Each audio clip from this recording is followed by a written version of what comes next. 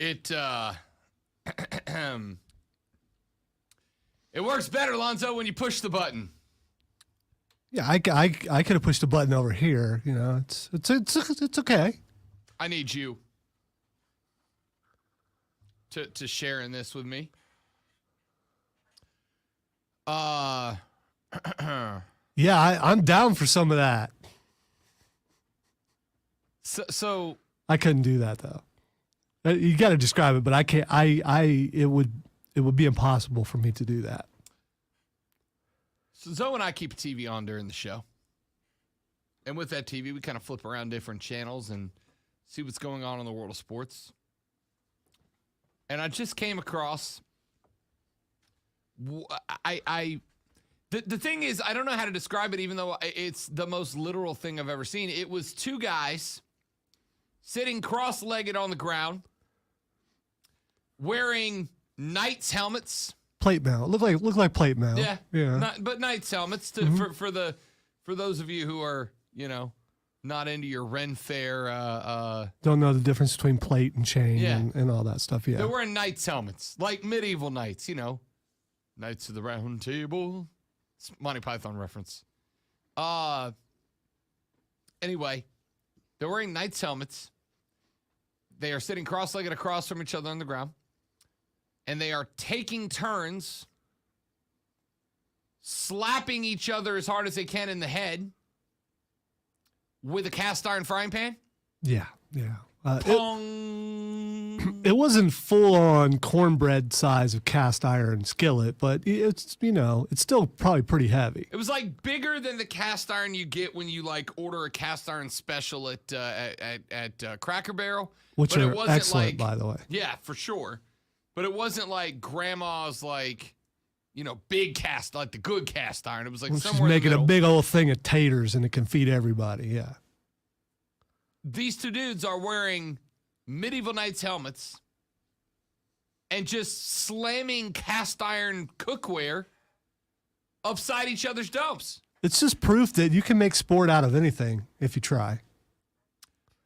That's definitely a radio bit that turned into a sport, without a doubt. Oh, 100%. I wonder if it has a name. I got nothing.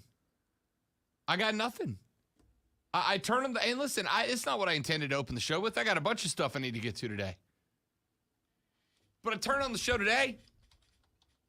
We turn on the TV, and I own cast iron, Lonzo. I'm a big cast iron guy. A lot of what I cook is cooked in cast iron. Cast iron's where it's at. Cast iron on the stove, that's the best way to handle it. You can use cast iron on a grill, can use it in the oven, you can use it on the stove. Cast iron is optimal cookware. I don't have the patience for it.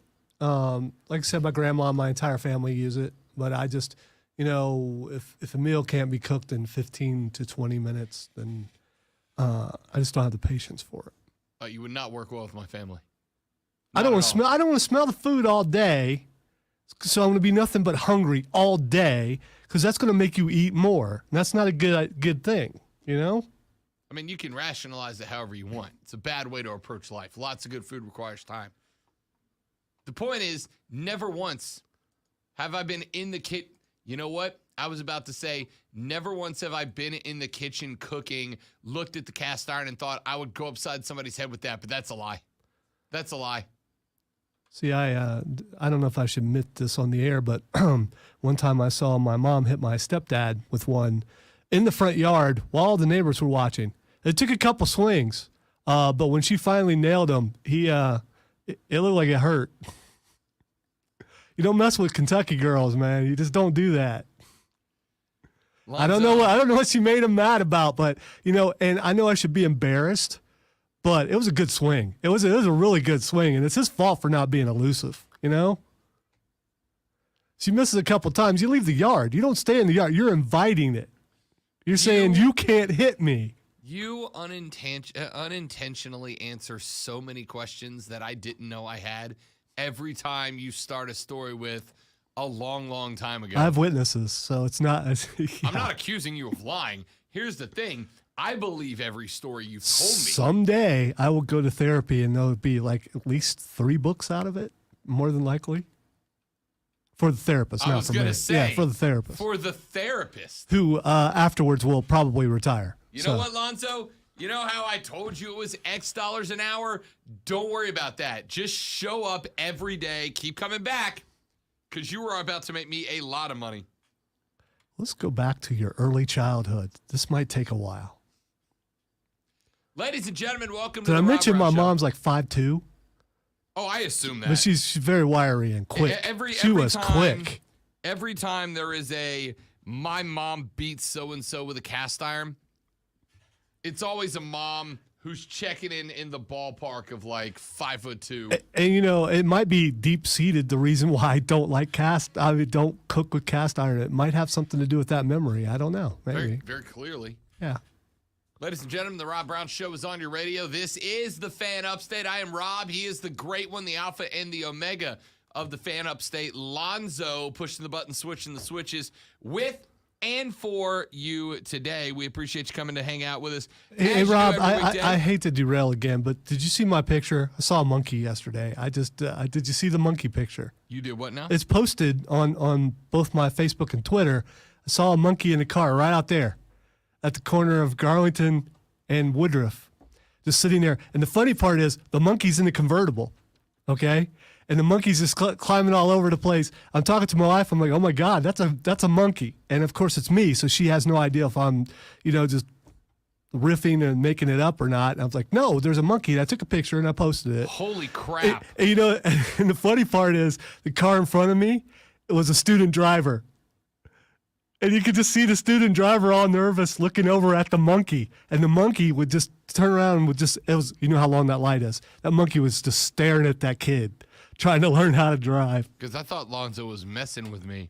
It is a monkey in like a little girl's Sunday church dress. It's kind of teal. It's pretty.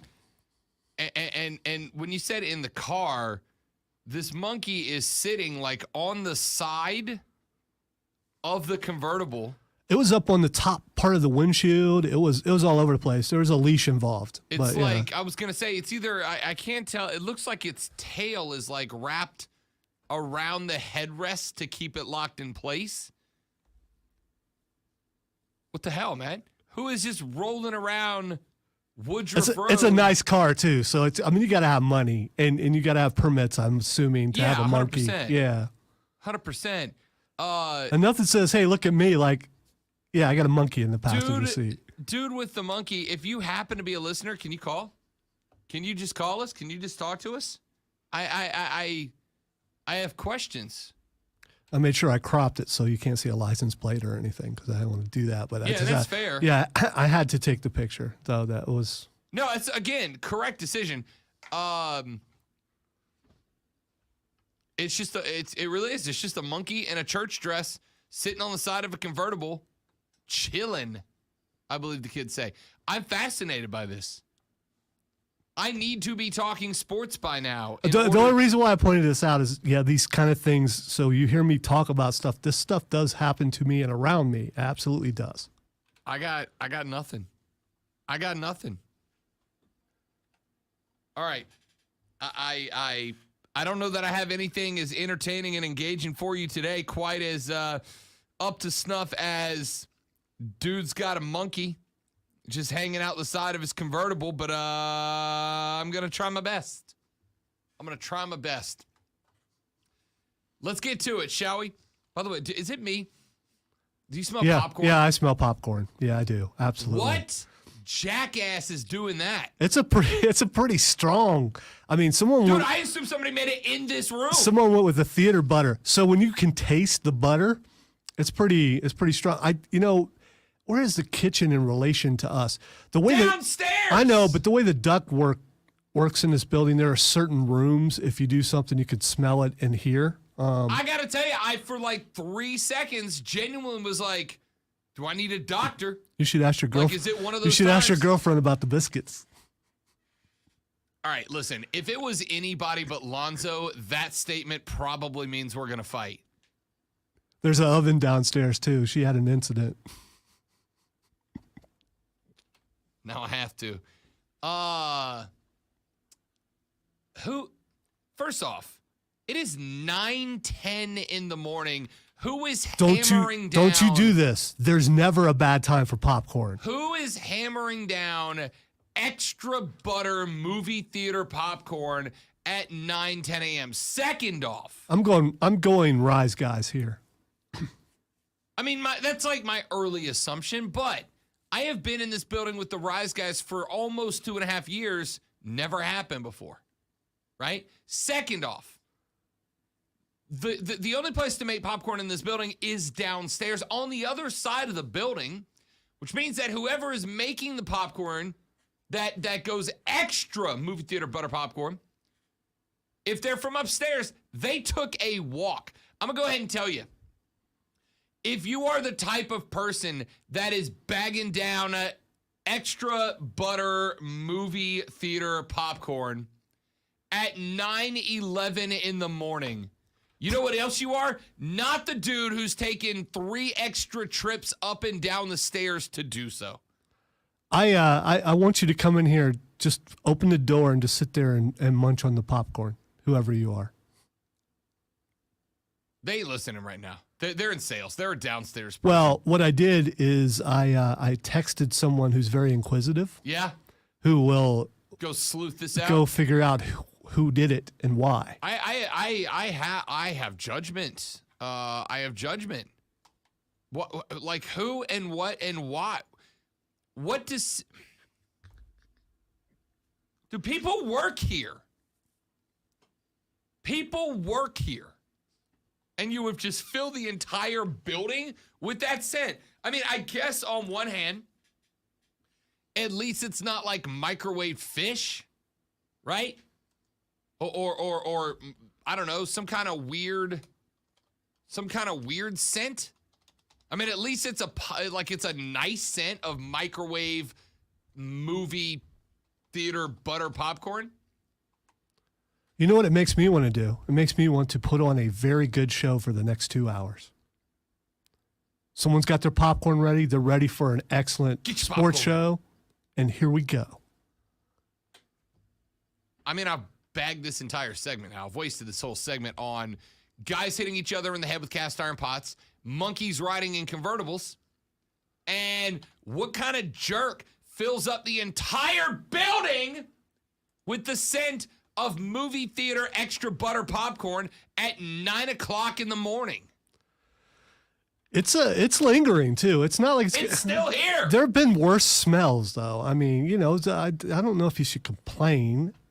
Other than I think there's popcorn in the vending machine if you just want to run down and get some during the break. I have not, Lonzo. I have not had alcohol since like last Thursday. All right? I have not had bad food. I've not had Hi, my name is Rob. I'm not saying that. I'm saying more that I actually finally got serious about this diet I'm trying to do, right? Haven't had booze since like last Thursday.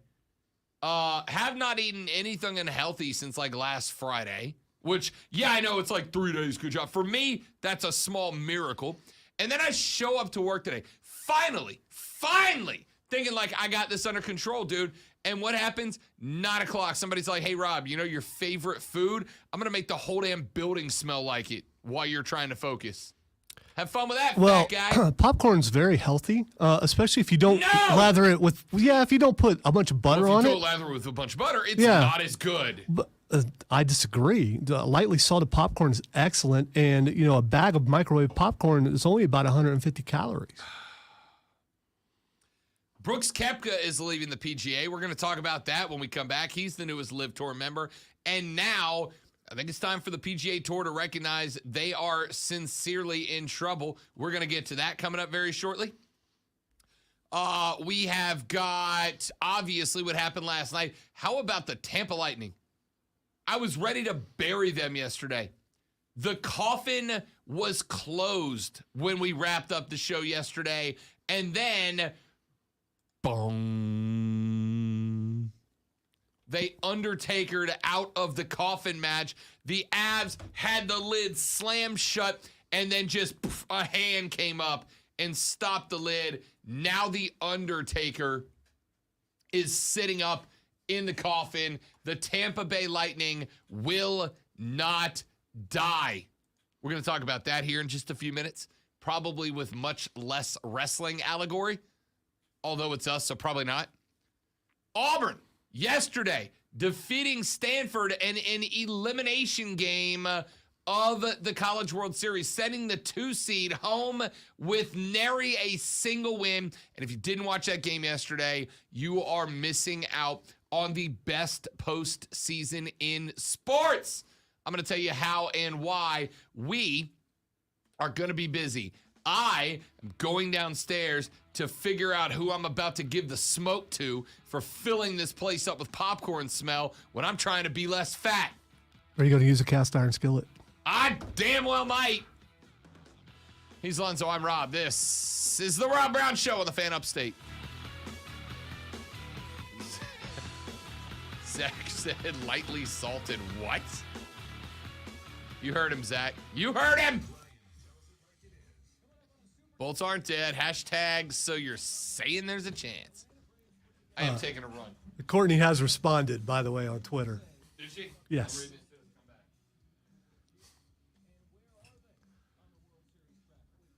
You know, popcorn is very good lightly salted. I'm not against the butter. I'm not.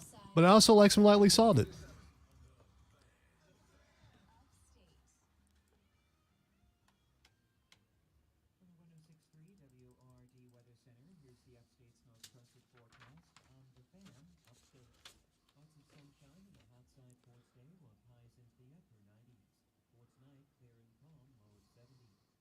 I know it's our weather guy, but, you know, I think this is an evil artificial intelligence guy because he sounds like Hal from 2001. Yeah, Hal from 2001. Open the pod bay doors, Hal. Sorry, I can't do that.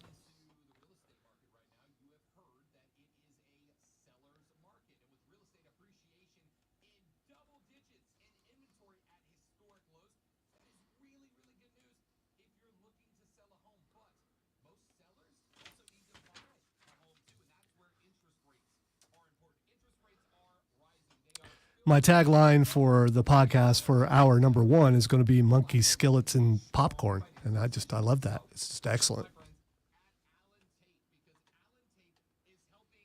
Question is, did Rob really go downstairs trying to track down the popcorn?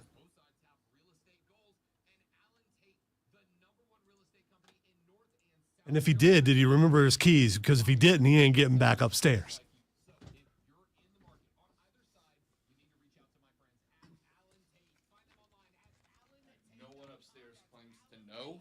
Or was in a spot where I could see them. So it was a salesperson. Yes, Chris Evans says he smelled it, but he does not know who it is. That's who I texted because I thought he would go try to find it because, you know, once he has a problem, he tries to solve it. And yes, I did just quote Ice Ice Baby because, She said, wow. So... It's a tender spot.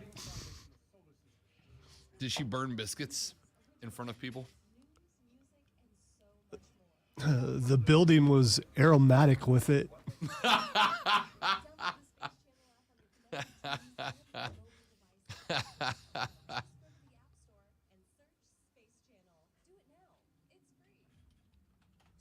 No, I agree, Daniel, but at least you're admitting that the lightly salted is okay.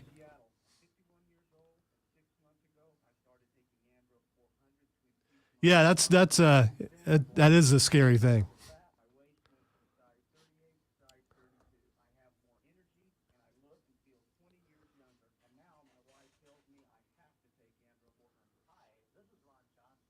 Air popped, lightly salted no, listen. Buttered popcorn is the only popcorn. I'm trying to help you out here. You're talking about losing weight. So if you're wanting to lose weight, you can still enjoy your popcorn, but you don't need to go, with movie style butter. That's the same as people like, you don't need ice cream, just have Greek yogurt. No, it is not. No, I don't. I disagree there. That's not the same. I mean, once again, you make a comparison that has nothing to do with the other thing. Those are two different food products. This is the same food product with different toppings. Hey, Deshaun. Deshaun, welcome in, big dog. Good to have you, pal. Daniel says one of the scariest things ever is the serve yourself. Yeah, it's not a good thing. It's not they put one because of those at the. Here's the problem with the serve yourself movie theater popcorn butter fountain. you're thinking maybe just a little bit more. Maybe just a little bit more. That's fine. The problem is that the way I want it is popcorn, butter, popcorn, butter, popcorn, butter, popcorn, butter. So what, you go like just scoop have all the parts of the popcorn out and then put some butter and then put it so back like in? literally if they have a serve yourself. There's a line behind you. You're like, hold on. I will no. What I will do is I'll ask them for like a drink carrier, like the cardboard Are thing. you serious? And I'll pour half the popcorn into that, and then I'll butter the popcorn, and then I'll pour a little bit in and butter and pour a little bit. Yes, of course. I want evenly. I don't want all the butter at the top, and then you get to the bottom, you're like, man, I wish I had more butter. But I don't want to go walk back out there for it. So divvy up your popcorn and butter appropriately.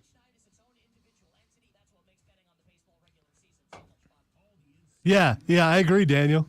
Say win with the cheese at Olive Garden. Exactly. When you really just want to watch that person have to keep cranking that thing over and over again to see if they'll stop themselves. You want the waitress to go, okay, that's enough. You've reached your allotment of Parmesan. Wonder if that is part of their training. If they tell you to keep going at this point, stop with the cheese. Like a limit, right? Yeah. Once you can't see the salad anymore.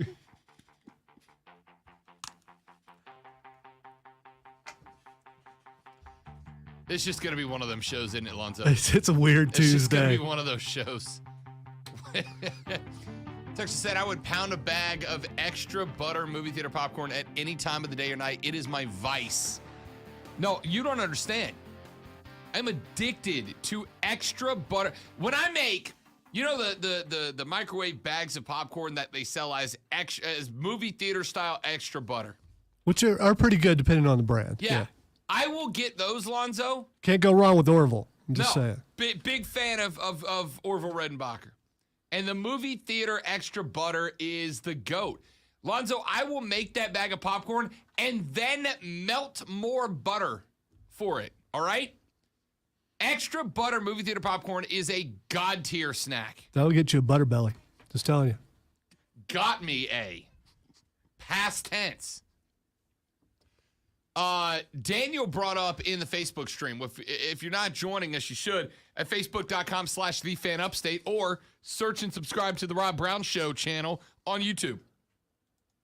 Daniel said, one of the scariest things ever is the serve yourself butter fountain at the movie theater, which sparked a whole conversation. And I promise you, I've got sports coming, but I can't not talk about the serve yourself movie theater soda fountain style butter machine at the movie theater. Okay? And here's why. In concept, that's a great idea. It's a great idea, right? Because it allows you to dictate the amount of, but when you say extra butter, what Lonzo means is extra butter, I promise you, is different than what I say when I mean extra butter. Oh, without a doubt. When I say extra butter, I mean I want the popcorn damn near soggy. All right? That's the extra butter I want. Which is not a surprise with how you like your bacon. Yeah. So, I mean, I want my bacon floppy and greasy. I want my popcorn buttery and soggy. Right? So the concept of the serve yourself butter fountain is phenomenal. The problem is in the execution of it. And the problem in the execution of it is this. When the butter thing is off to the side and you serve yourself your own butter, they hand you the popcorn fully full and mounded over at the top, which means that when you apply the butter, right? When you apply the butter, all the butter is going to be at the top. It's just going to kind of slowly trickle down to the bottom, which means that the butter on the top of the popcorn is phenomenal. The butter at the bottom of the popcorn is non-existent. So now I get to the bottom, now I just got regular popcorn. I wanted extra butter. See, when I have somebody butter my popcorn when I order it from the concession stands, though, and I go extra butter, they have their process, right? 2 scoops of popcorn, little bit of butter. 2 scoops of popcorn, little bit of butter. 2 scoops of popcorn, extra butter on the top. That's the process. But if you hand me the thing full of popcorn, I can't do that. So now what I got to do, and yes, I am this guy, and yes, I accept your judgment, and I probably agree with you. Now what I do is when I get the popcorn and I know it's a serve yourself your own butter fountain, I also ask for a drink container. You know, the cardboard tray when you get like the nachos and 2 drinks and a popcorn, and they give you that little cardboard tray to carry. I ask for one of those. I pour half the popcorn into that. I then extra butter the bottom half of the popcorn still in the bag.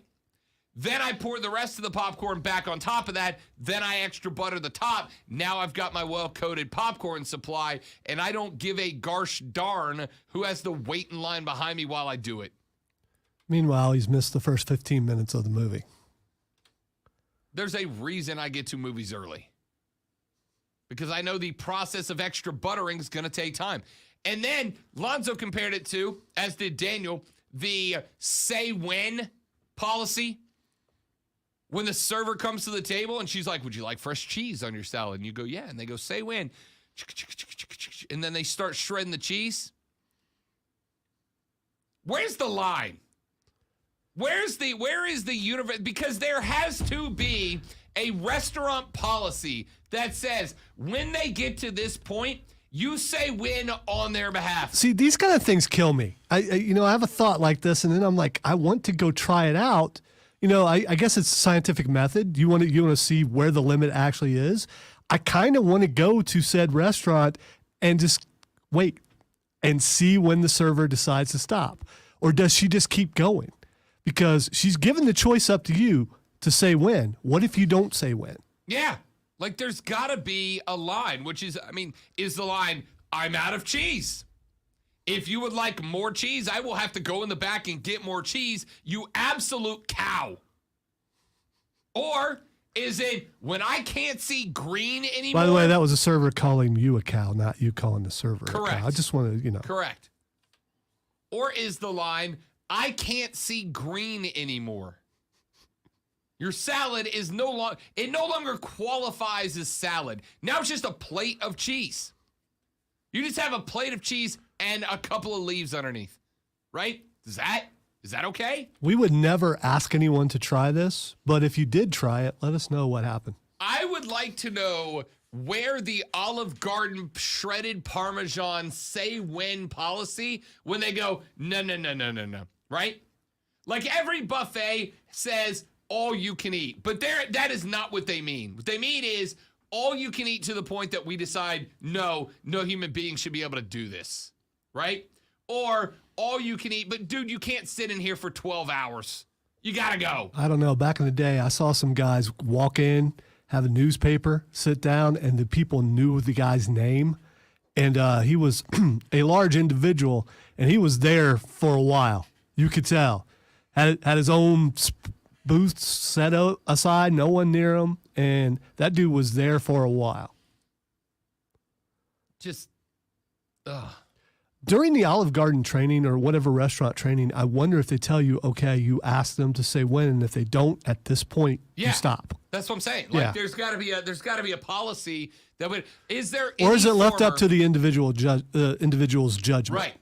If there are any former Olive Garden servers listening to the show, was there a say when unless they hit this level, in which case stop, no matter what policy, right?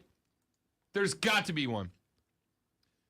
Keegan says, I worked at Olive Garden for 3 years. I have some war stories. Listen, I'm going to need those, but step one, if you tell the person at the table, would you like shredded cheese? And they say yes, and you say when, what do you do if they never say when?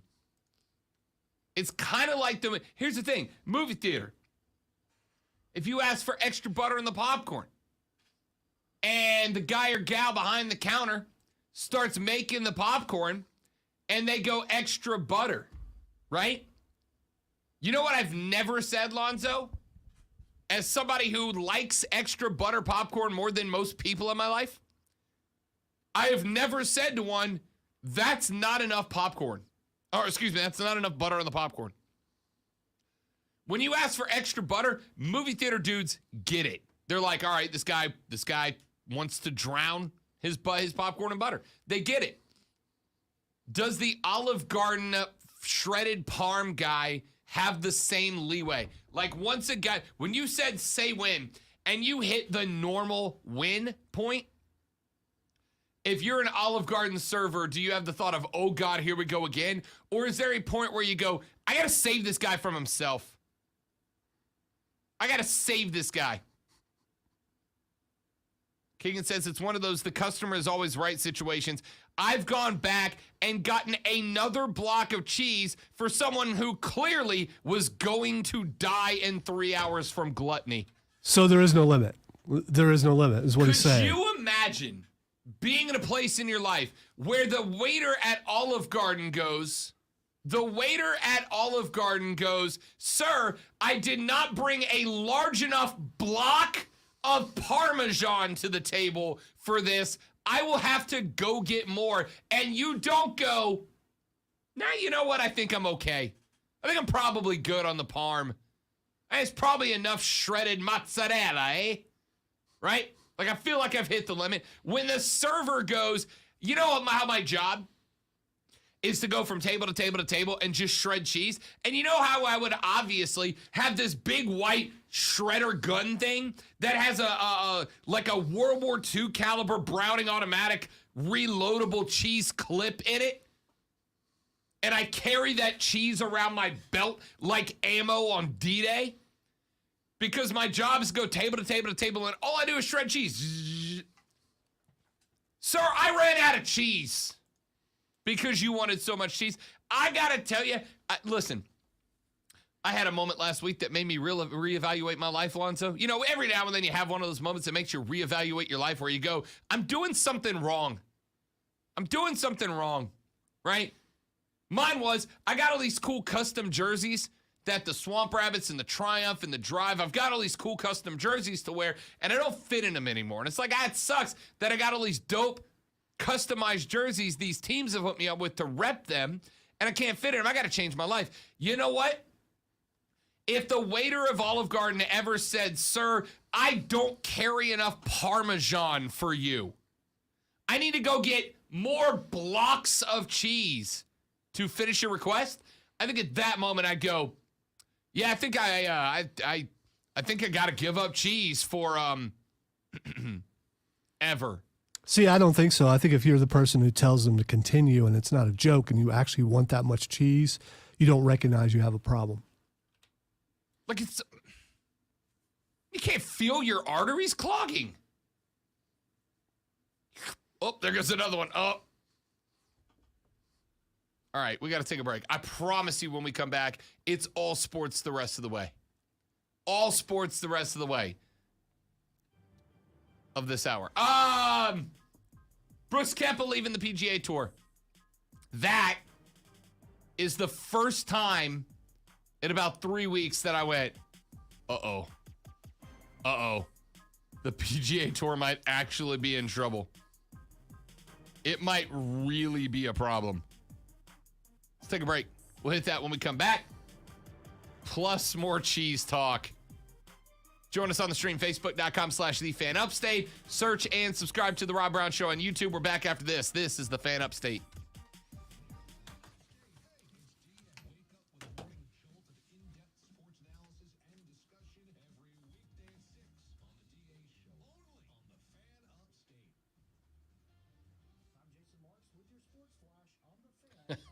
All right.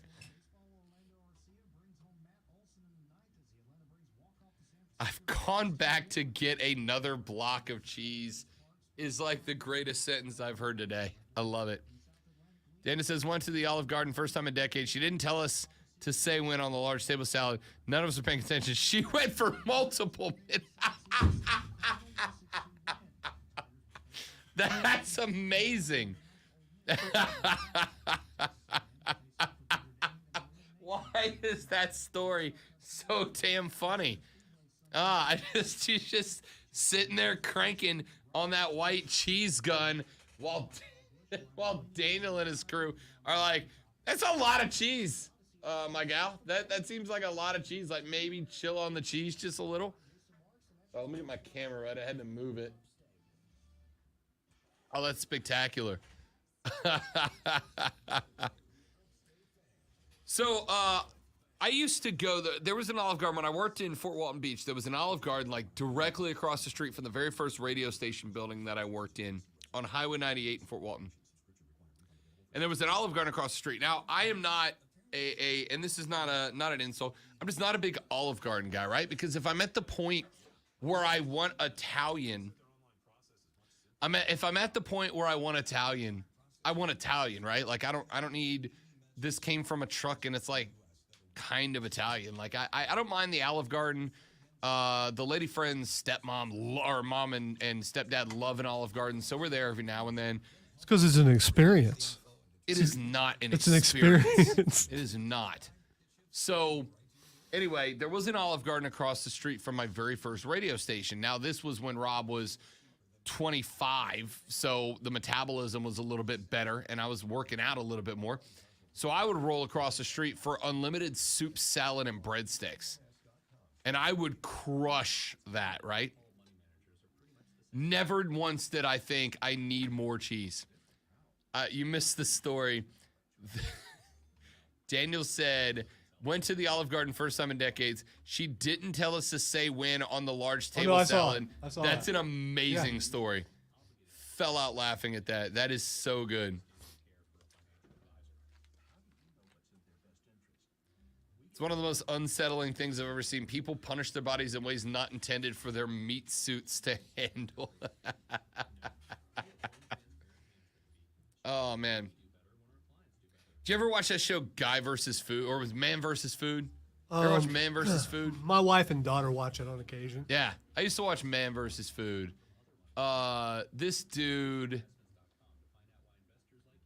used to roll out, and he would just travel around the country, I guess around the world, and he would go to places that had food challenges.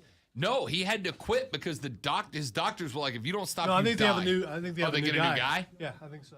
Imagine they're like, hey, what happened to the last guy? And they tell you the last guy had to quit because his doctor said if he kept doing that thing, he was gonna die. And you're like, yeah, all right, cool. Well, sign me up. Look, I'm fat, guys, but come on. Come on. Have you ever tried any of those food challenges, though? I have. I used to win them in my early 20s. There was a ice cream place called Swenson's, and they had a thing like the Ziggy Piggy thing from Bill and Ted.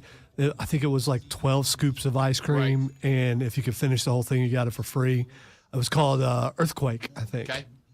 And no, I never even tried it. Was it just ice cream or were there like toppings? No, you had toppings too. Okay. Yeah, so 12 scoops of ice cream I could do. it's one of those things, if you're good friends with someone, you don't mind eating out of the same. So we would, three or four of us would go there and order one, and we just, Oh, it's only just, I thought it was just a one-person Oh, no, challenge. if one person did it, gotcha. yeah, you would get all that stuff. Gotcha. Yeah, I could probably do 12. I would hate myself for it, but I could do 12 rolls or 12 scoops of ice cream. I don't want to, but I could. I couldn't do it because I have too much brain to freeze.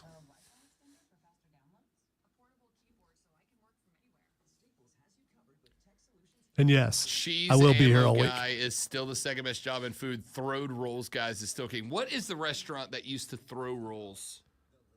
I don't know. I don't think I've ever been there before. Daniel, what's the name of the restaurant? There was a restaurant, and it was kind of like a Cracker Barrel. It was like an old Southern, not old Southern spot, but like it was always on the side of the interstate, and you just pulled in. But anyway, you sit at your table, and if you wanted a roll, you just put your hand up, and there was a guy who sat in the front of the restaurant, and he would just chunk rolls to you. So if you wanted a roll, you just called for one, and he would launch a roll to you across the restaurant. And my thought was, what if you can't catch? What if there's somebody at your table who cannot catch? How many rolls does he throw that you drop before he goes, no, you're done? Oh, I'm purposefully sitting really close to someone so they get hit in the head with the roll. No, see, I can catch. So I'm just like, boom, hit me. And I will be the catcher for everybody at the table, right? But what if you're at a table and nobody can catch? Rob Brown, stone cold roll catcher. Oh, easy. Yeah, just keep them coming. I'm just grabbing them.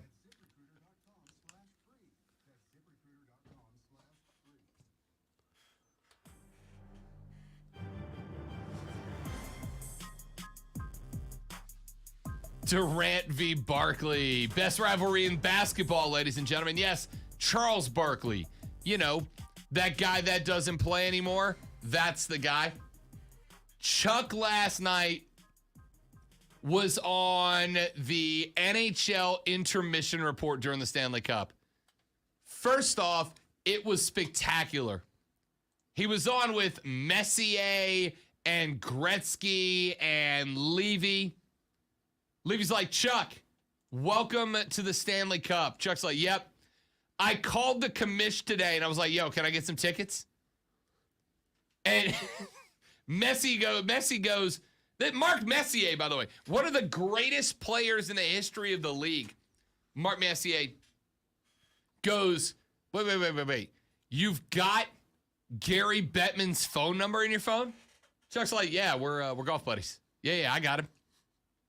He's like, and you just asked him for tickets to the Stanley Cup.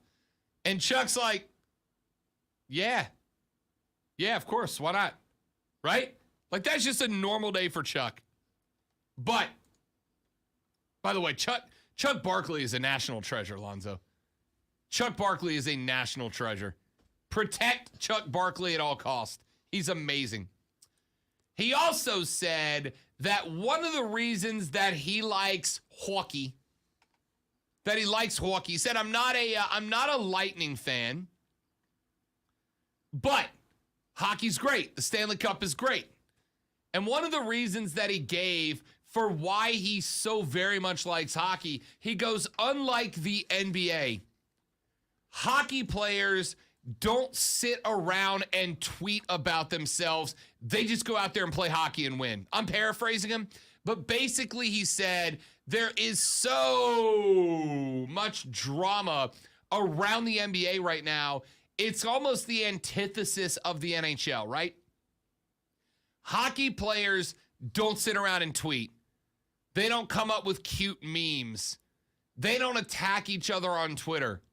You don't hear from them until it's game day. They show up. They step on the ice. They beat the hell out of each other for 60 minutes, sometimes longer, and then they go home and they get ready for the next one. And I thought, it's kind of interesting, Zoe, because Chuck's right? Chuck's right. When's the last so-and-so's got beef with so-and-so we heard in the NHL because one guy tweeted about another dude's mama or whatever? Well, there's a difference. In hockey, you're allowed to fight, and they can fight. In basketball, those guys can't fight. They can't fight. They want to look like they're tough, and yeah, I mean, it's longer arms. It's hard to fight with really long arms unless you're a Gypsy King. They can't fight. I saw the highlights from the hockey game last night and saw real men fighting. That was a fight. Real men with real beards, just, throwing haymakers. You got to wonder how many hockey players are like, I really want to say this passive-aggressive thing, but I don't want to catch a Stamkos wrister to the face. Absolutely. If you say so, violence is coming your way. Chuck said NBA players are so caught up in the tweeting and passive aggressiveness of the whole thing that it takes away from the game. I like hockey. I respect hockey. I love hockey because those dudes get out there, they play, they scrap, and I respect that, and I get it. But I also thought this. What sport's more popular in the United States right now, basketball or hockey? If you had to pick between the two, I would have to say basketball. Correct. Basketball's figured out how to be entertaining and have a good sport, right? These NBA playoffs I thought were wildly entertaining for a variety of reasons. You had really, really good playoffs in the first round. You had some interesting scenarios in the second round, blowouts in the third round. NBA finals were wild, right? Oh, God, Boston's going to kill Golden State. Oh, wait, Golden State's fine. Uh-oh, Boston got him again.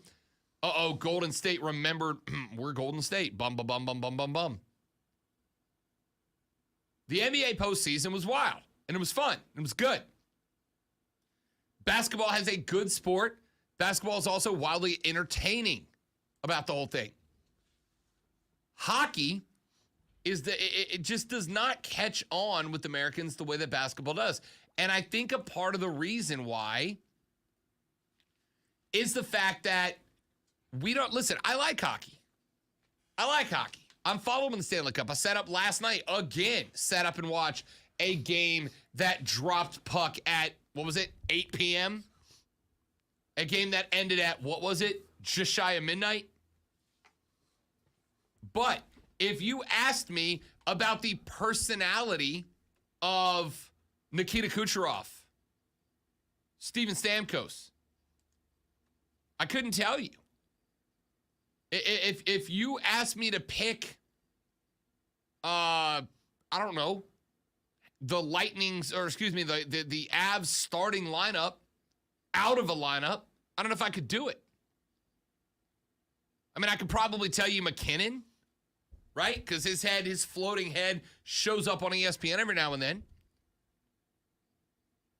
But I kind of think we've hit a point in sports, and that's why this PGA thing is so damn interesting to me.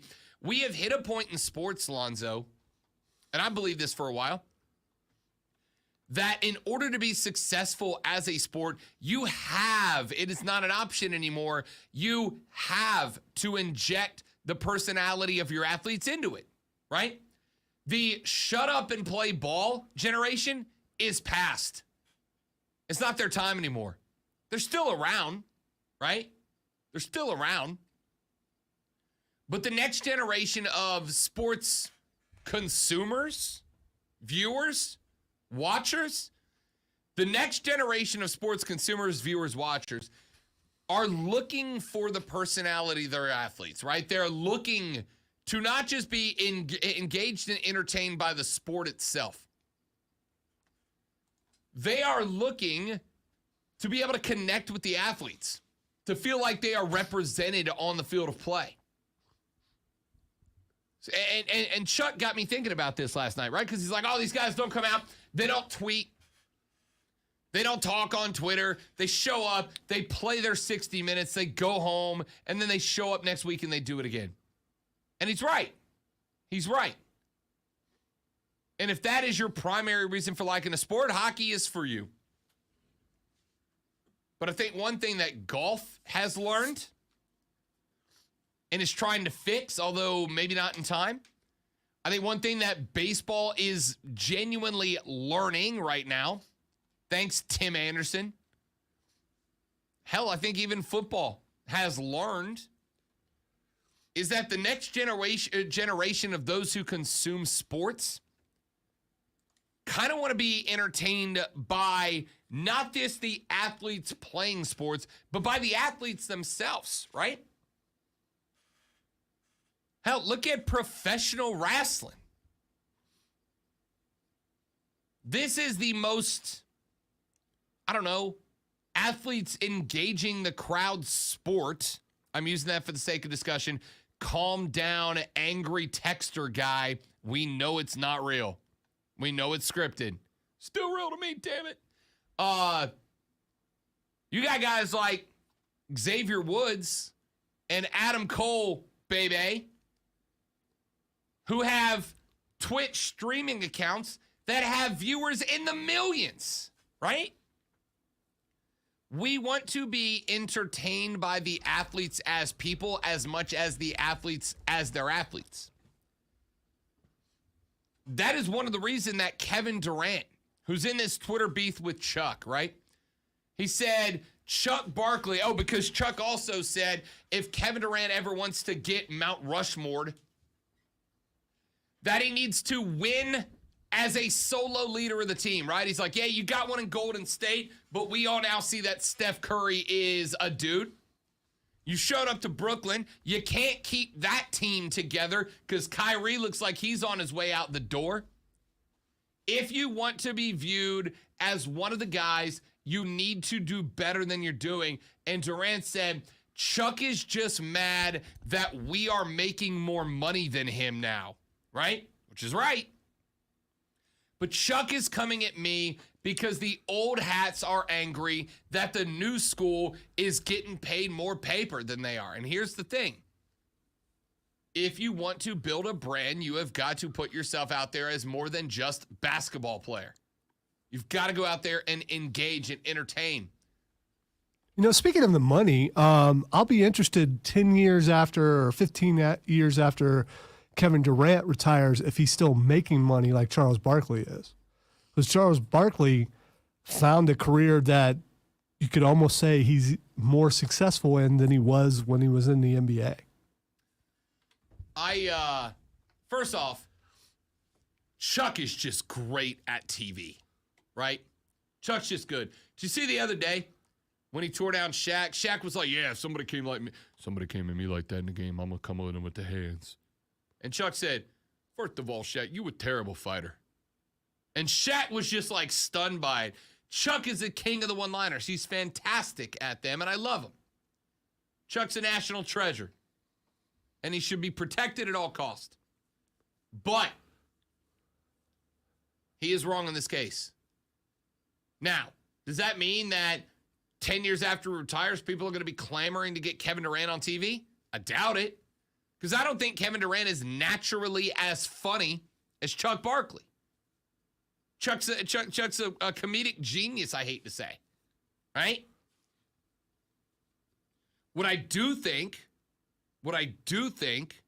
is that for the time that he is in the league, people pay attention to the dumb tweets and the Twitter beef and the Twitter spat.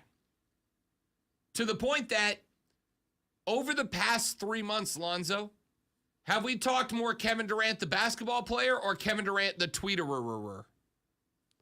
Yeah, I'm not going to attempt that last thing, but I'm going to go with KD. Yeah, the Twitter guy. We have talked more about KD, the Twitter guy, than Kevin Durant, the basketball player. He's built a brand. You don't have to like the brand. You know why? Because he wasn't playing in the playoffs. That would be part of it. Thanks, Kyrie, who now wants out of Brooklyn because LO freaking L. We'll talk about that later on in the show as well, because what an absolute joke.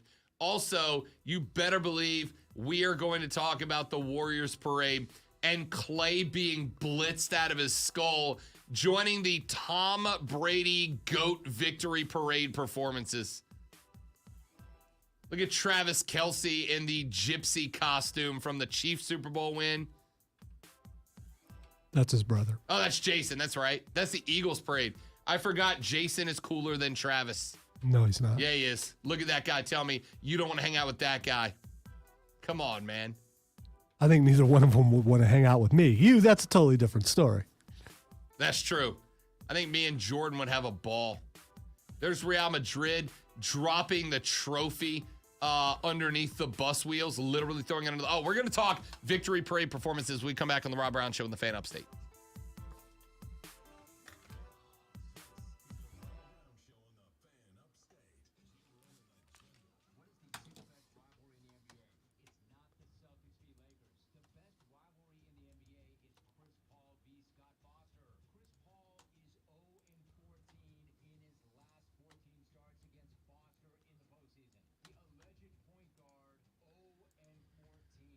All right, let's see.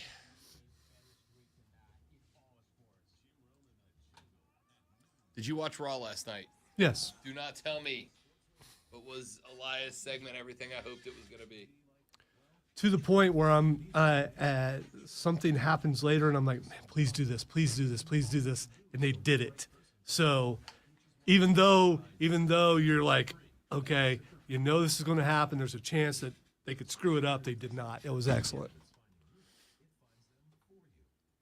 I wanted to watch it before the show, and then I got here and I just completely forgot. Also, there was an appearance by someone again last night. Yeah, Elias. I can't wait to see Elias is back. McMahon was on again last night. Vince was? Oh, did he open the show again? No. This was, I want to say... He's trying to get all his TV time in that he can. Midway, he come out and he bragged about how Raw is the longest-running episodic TV show in history. That's all he did. He come out and he bragged about that, and then he left.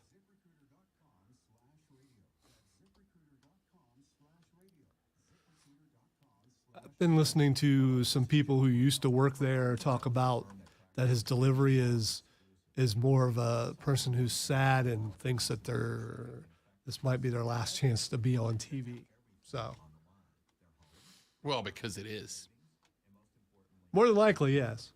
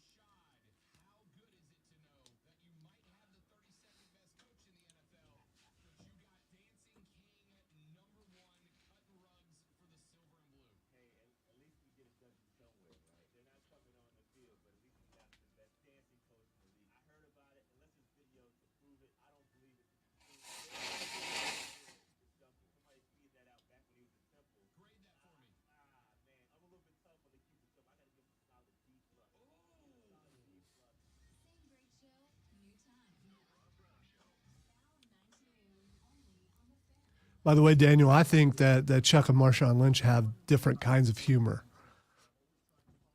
I think they're both funny. Marshawn Lynch is kind of like, that dude does not belong in this situation, and that's what makes it funny.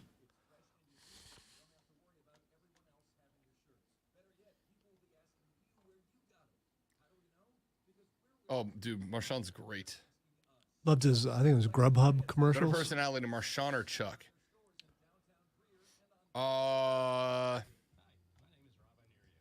I would say, I mean, obviously that's super subjective, right? Like, I could easily get along with both of them. But I think I would get along better with Chuck.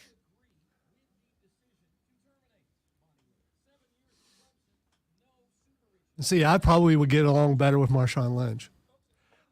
Just because Chuck, there would be too much trying to one up. From you or for him? Well, for me, with the one-liners, trying to see, it's like being in a room full of radio people. It's difficult.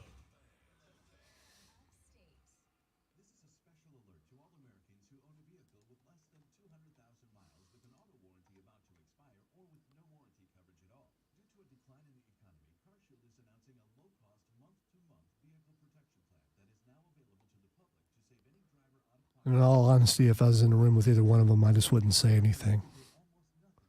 Just stand in the corner and watch.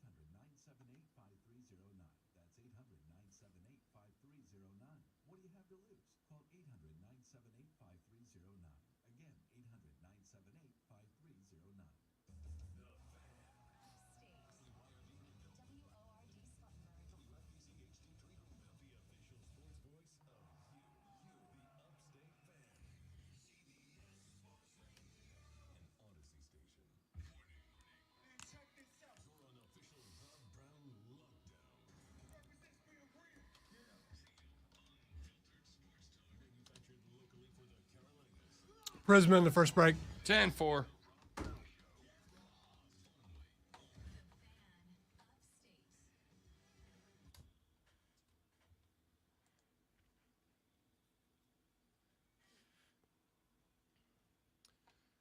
Texter says Kevin Durant was a guest on David Letterman's Netflix show, and it was super uncomfortable. You could tell his personality was that of a wet paper bag.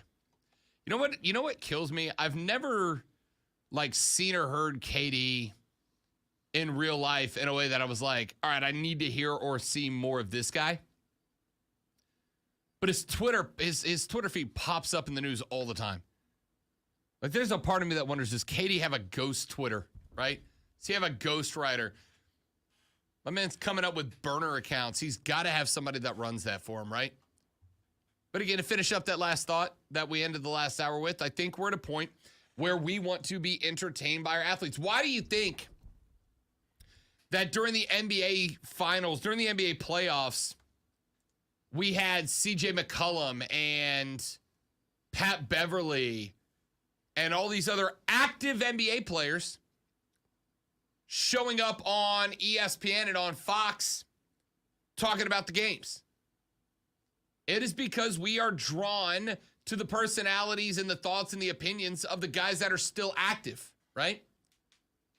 The only thing, listen, I've said for years, as a broadcaster, it very much frustrates me when I see jobs in radio, in play-by-play, going to former players who suck at broadcasting instead of people who have practiced this and trained at this and shaped themselves to do it, right? But there is a reason for it. And the reason for it is, at the end of the day, people care more about the opinions of those that did the thing or are doing the thing than anybody else. We want to be entertained by the athletes on and off the court. Welcome to the new age of sports. And that brings me to the PGA Tour versus the Live Tour debate. Now, last week and the week before that, we were going obviously into Live Tour event number 1 in London. This week, we go to Live Tour event number 2. This one's going to be over on the Golden Coast of Oregon. Pumpkin Ridge, I believe. Pumpkin Hill. Pumpkin something. Something pumpkin. It's got pumpkins in the name. Anyway, a little bit of breaking news from earlier this morning is Brooks Koepka has decided to leave the PGA Tour. Brooks is on his way over to the Live Tour. That news broke earlier this morning, according to Mark Schlabach of ESPN. 4-time major winner Brooks Koepka is the latest golfer to defect from the PGA Tour to the Live Tour, according to Espen, the 32-year-old, one of the highest profile players to join the breakaway circuit, which is being funded by Saudi Arabia's Public Investment Fund and is fronted by 2-time Open winner Greg Norman. Live Golf is expected to announce the addition of Koepka in the coming days, according to sources, and Schlabach is writing this, by the way. Koepka, who is ranked 19th in the official World Golf Rankings, is expected to compete in the first Live Golf Tour event in the U.S. at Pumpkin Ridge in Portland, Oregon, starting on June 30th. Koepka's pending departure from the PGA Tour, first reported yesterday by the Telegraph of London. A source confirmed that Abraham Answer, who is ranked 20th in the world, is also leaving the PGA Tour for Live Golf, which means that now 8 of the top 50 players in the world are all expected to compete in the event in Portland. That would be, obviously, Brooks. That would be Answer.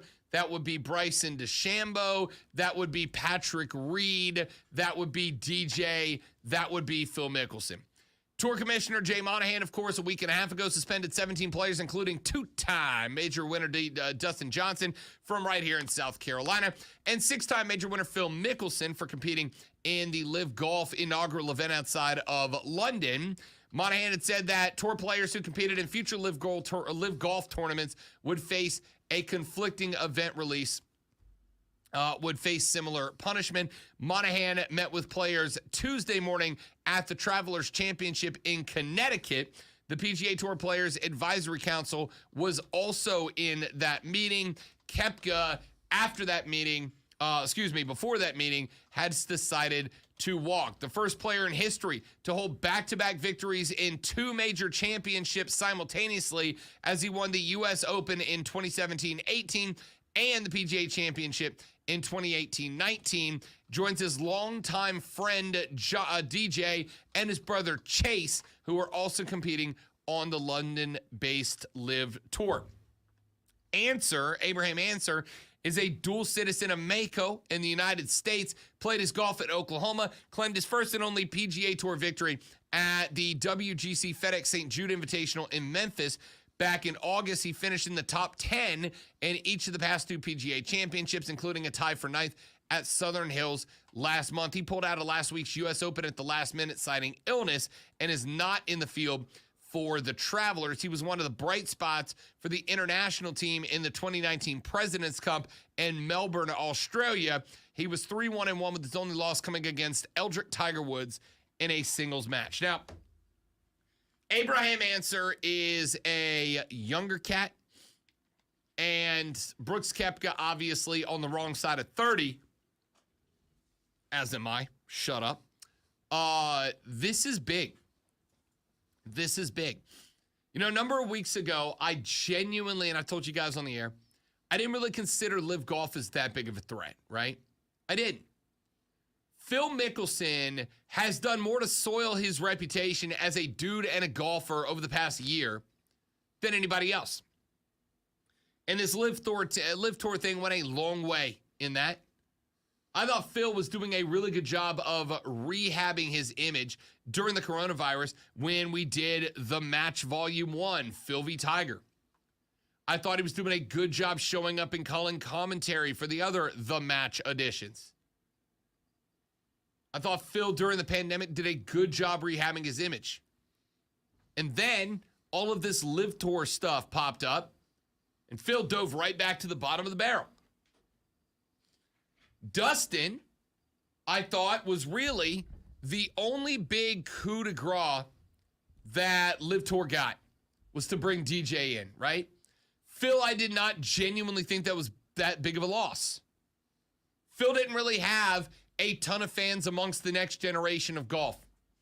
Coming from somebody who's in it, Phil didn't have a lot of fans in the next generation of golfers. DJ, over the years, by being DJ, by being young, by being fun, by hammering down a couple of drinks after winning major tournaments and being entertaining, DJ did. But outside of that, who was a big name? Sergio Garcia, right? Like, who were the names? Kevin Na's not bringing anybody with him. I thought the PGA Tour is probably okay because they kept all the young guns. But then Bryson moved over. Then Patrick Reed moved over. Now, Brooks Koepka is moving over. Now, as my buddy Mark hit me up from down in South Florida, he tweeted a few minutes ago, texted me a few minutes ago, with Brooks leaving, is PGA v Live Tour the new WWF versus WCW Monday Night War? I mean, it's not going to obviously draw the attention that the Monday Night Wars drew. But as far as golf goes, yeah, that's exactly what it is. You got one tour that has hoarded all the talent. You got another tour that has now popped up out of nowhere, has what feels like nearly infinite resources, and now your younger talent is starting to move over, right? Brooks just came out and went,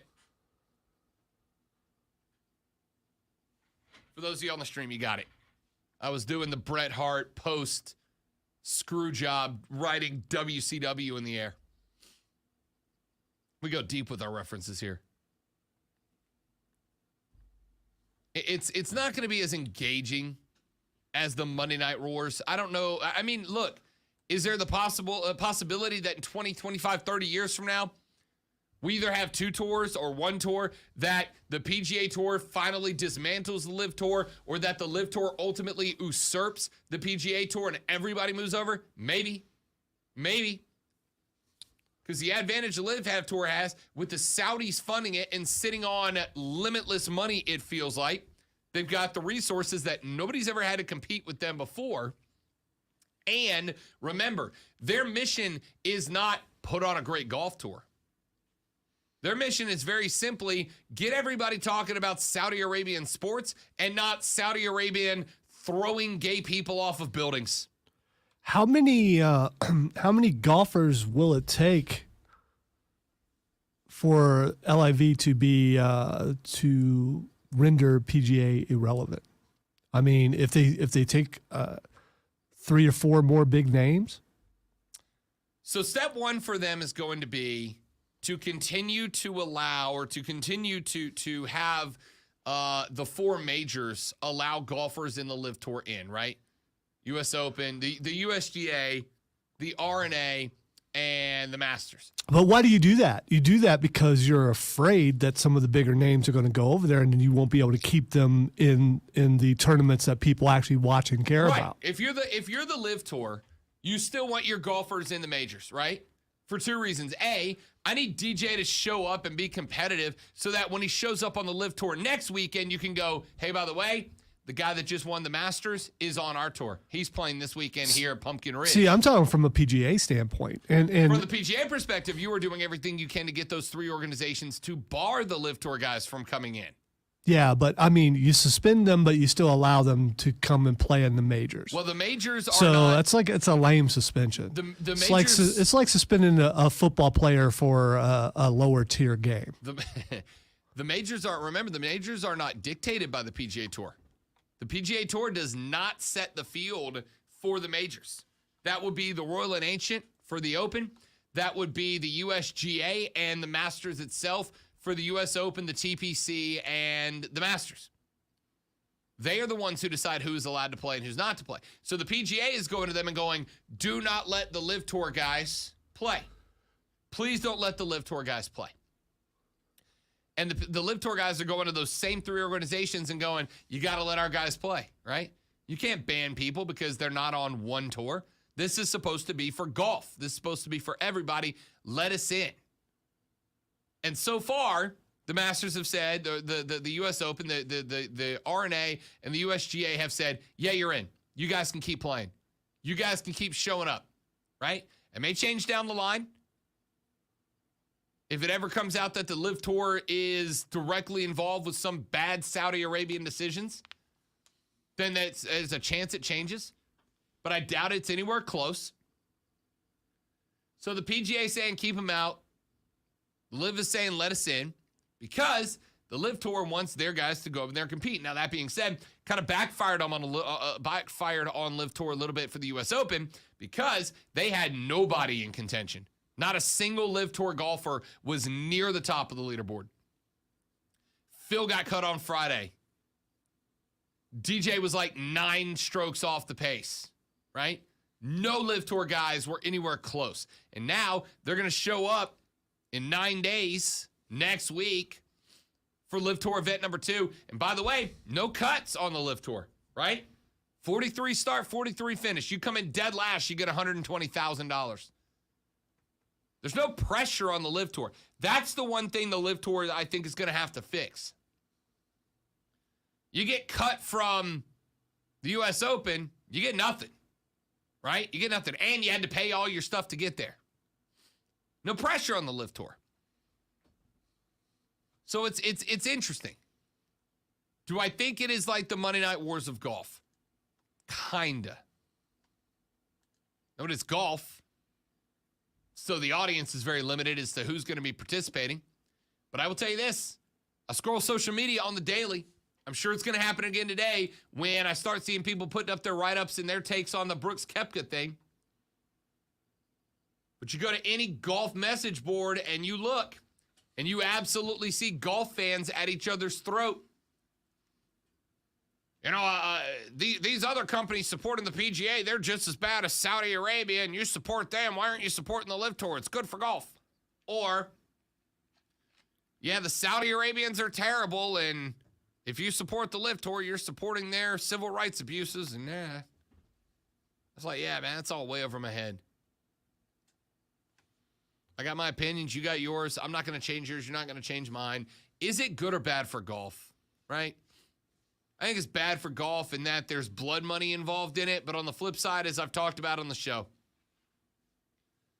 if they called me and asked me to be the color commenter for the Live Tour and they were going to give me $100 million to do it, I'll see y'all from London. I'll see y'all from Pumpkin Ridge. Yeah, I know it's blood money.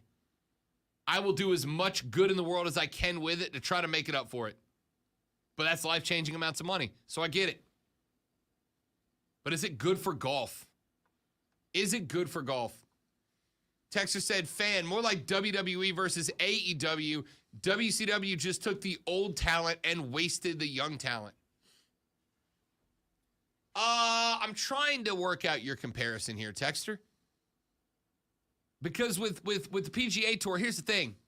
The difference between that and this, PGA Tour isn't scripting their tournament results, right?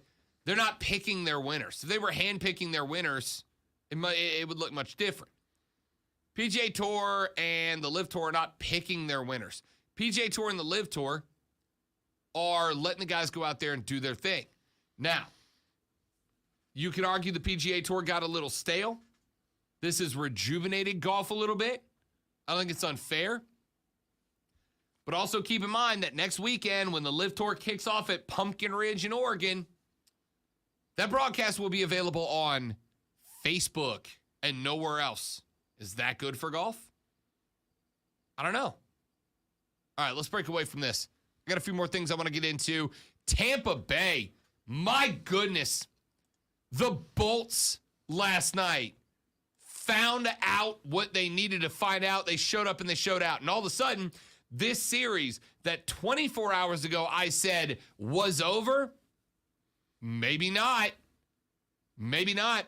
Though, the Lightning did have one big injury come out of it, and we're missing another stud. Will they be available for Game 4 at Tampa? We're going to break down what happened last night, look ahead to Game 4 when we come back. My name is Rob Brown. The great Lonzo's at the helm. You're listening to The Rob Brown Show. You're listening to The Fan Upstate. Resma. Be right back, stream. Don't go anywhere.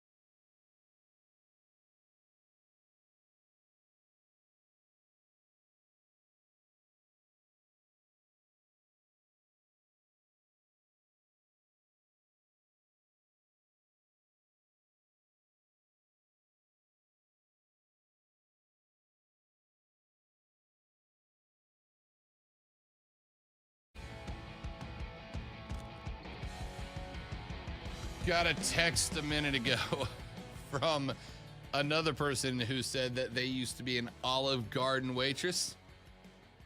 It said that when they hit you with the say when, what they meant was you have 8 to 10 seconds to say when, or I am walking away with both cheese and expressed judgment. That seems to be, I have gotten 2 stories. I have gotten some folks claiming to be an OG waiter or waitress saying, dude, I will hit you with cheese until you tell me.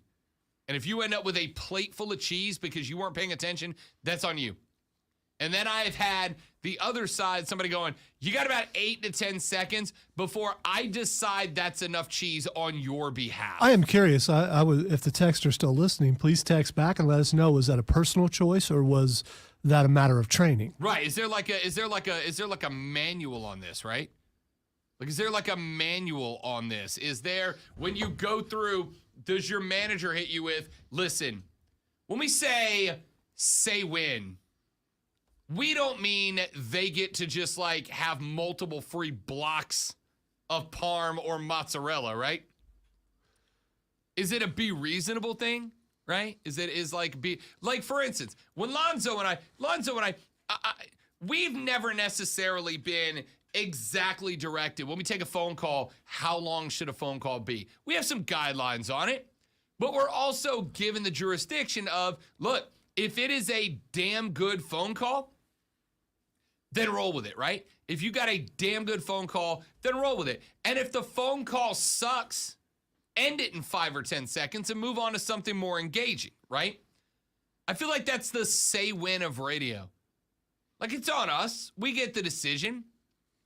But sometimes, like most of the time, it's, you 45 seconds to a minute, you pretty much get the best you're going to get out of it, move on. And by the way, we don't always agree. There are times where I would love for a caller to be pulled a lot quicker than, the hostess does. But, so again, it's a matter of feel. So I guess it's might be the same thing when you're doing the cheese.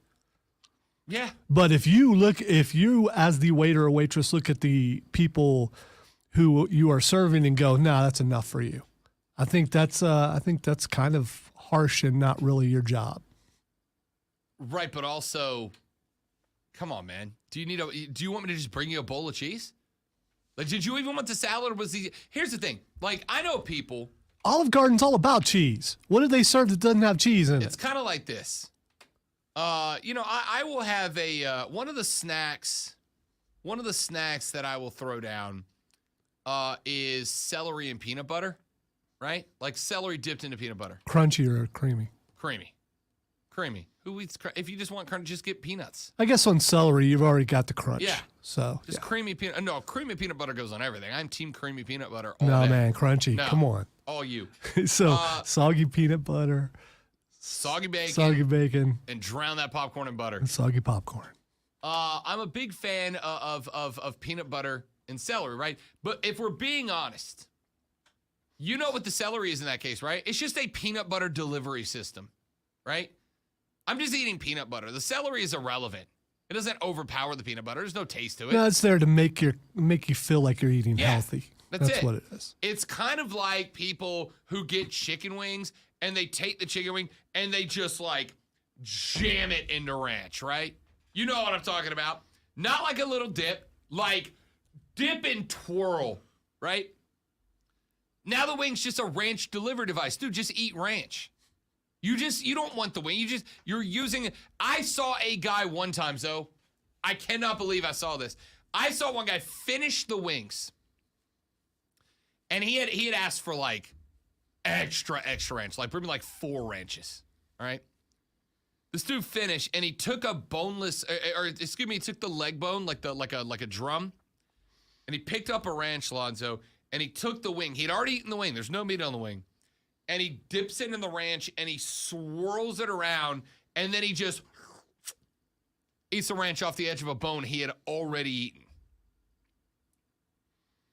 My guy, that's too much.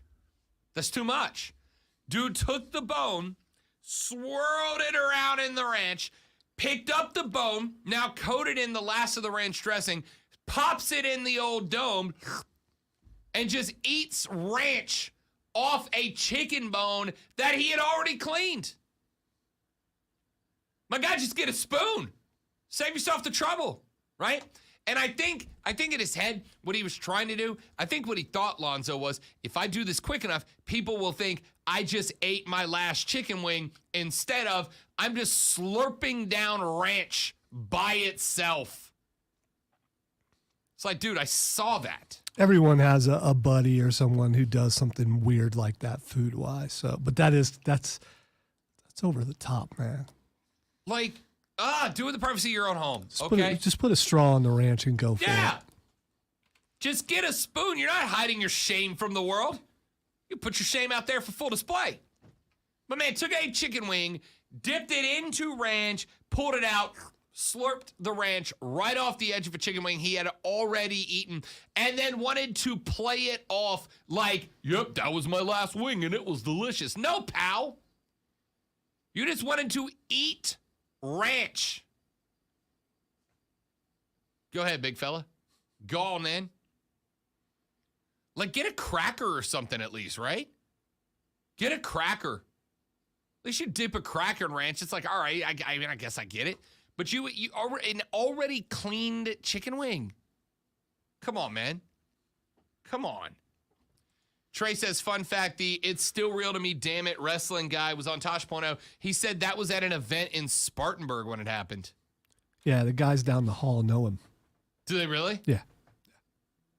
I mean, like, on one hand, I want to talk to that guy, but on the other hand, I'm like, nah, that guy's been getting the business long enough, right?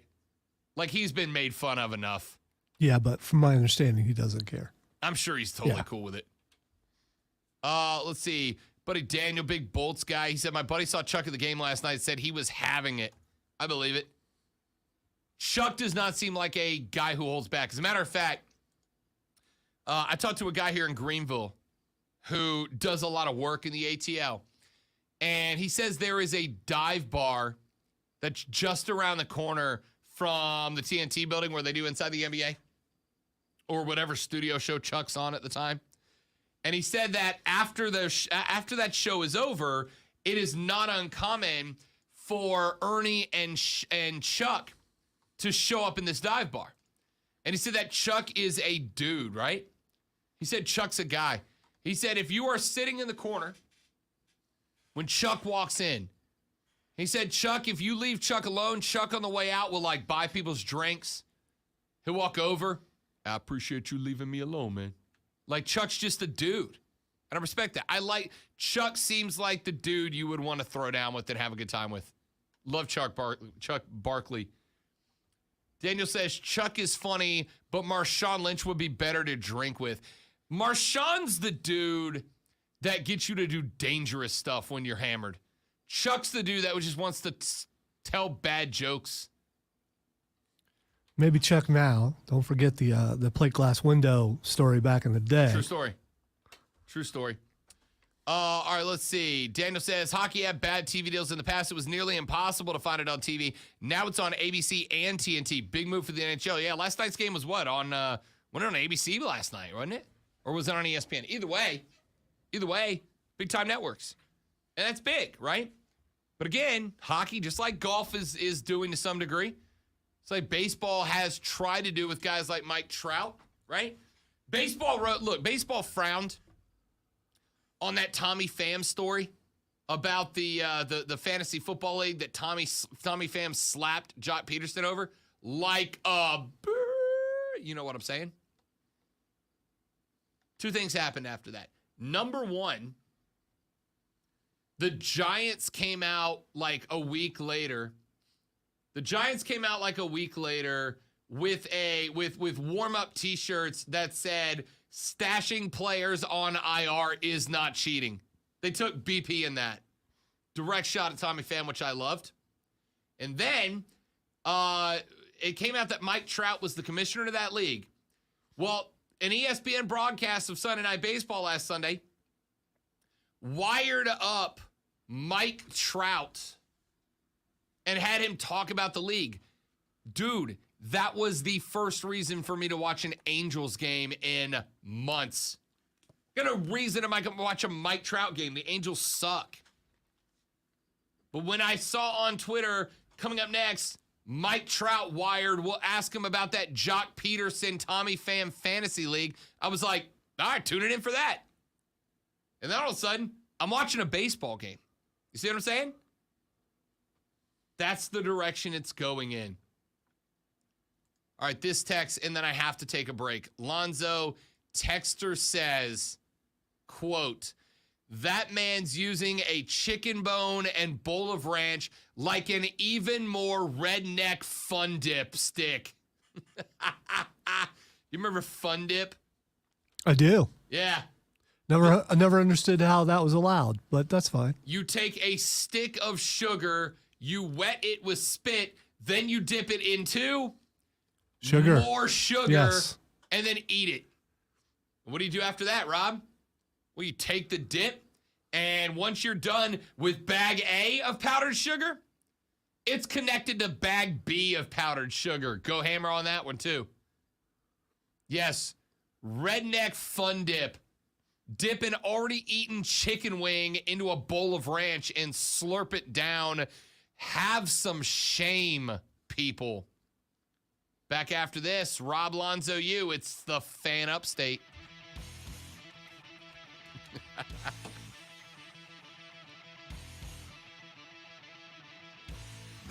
I don't understand blue cheese, Will. Blue cheese is awful. This is, I don't get it.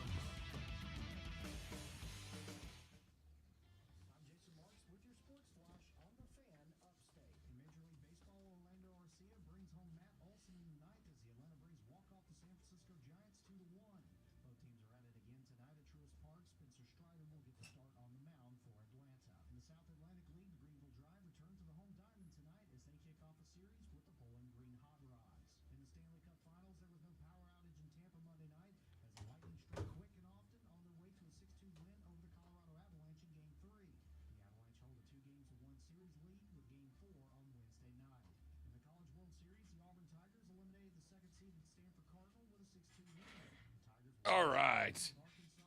Yeah, blue cheese is awful. I don't know how people like it. Literally mold. Literally mold.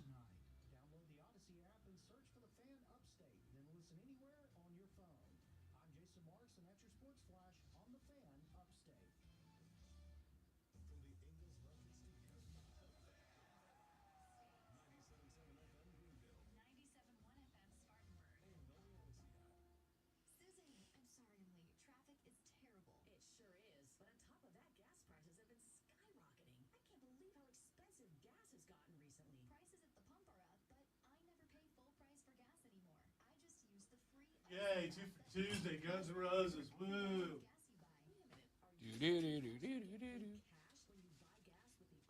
Not a GNR dude. I mean, I like Slash. I think he's an excellent guitarist. Slash is an excellent guitarist.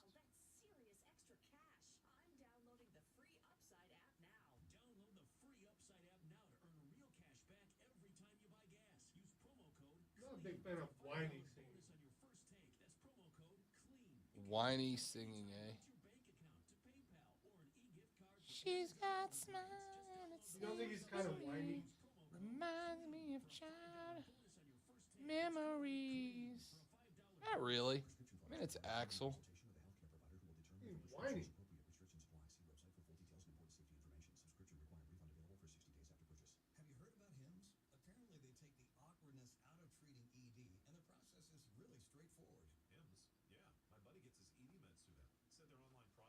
You just realize over the 16, 1700 songs out on Spotify, Yep. I have no Guns N' Roses. I'm okay with that. Should. Nah. I'm not saying you need to love GNR, but you should listen to some GNR. It takes me away to that special place. I like Is is it September Rain or December Rain? I forget the name of the November rain. I like that. But it's the video, I think, made me like the song.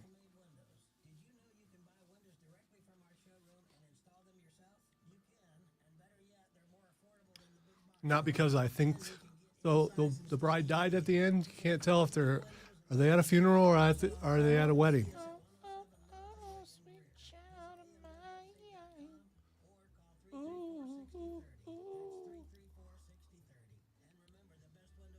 And the all-time worst GNR song of all time, Patience.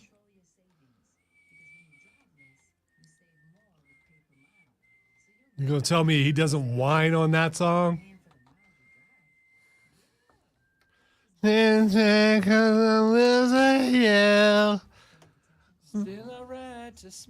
See, quit trying to make it melodic when it's not. It's whiny. Whiny. Y'all wonder why I call Lonzo a hater. There are bands that you and I agree on. This is not one of them.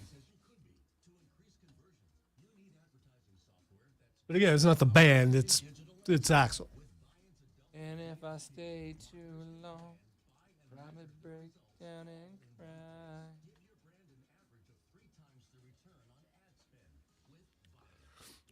They should have stopped with Welcome to the Jungle. And,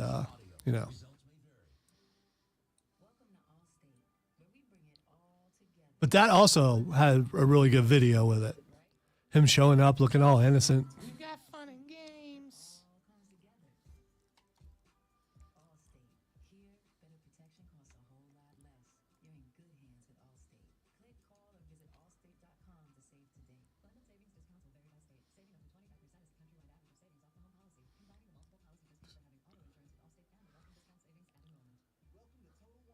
Is that a comic, Trey?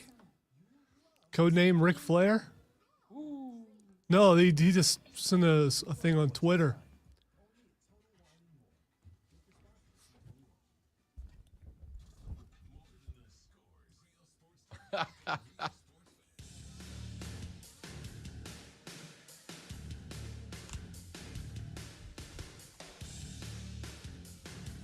So we got breaking news. We got we got some news in the Deshaun Watson stories. We continue to follow that. And, I got to ask the other day, like, Rob, aren't we kind of over it, right? Like, aren't we kind of over the Deshaun story? And the answer is, yeah, that'd be nice. I promise you, I'd rather be talking about football. But it is kind of a big story. It's a big story for a lot of reasons. It's a big story, obviously, for the sake of football itself, but it's also a big story in this is going to go a long way in determining how situations like this are handled by the National Football League in the future. So Sports Illustrated has put out another article. This one is written by Madison Williams, dateline June 17th, 2022. So a couple of days back. But it's been edited since then. And here is what it says. It cites a Washington Post report.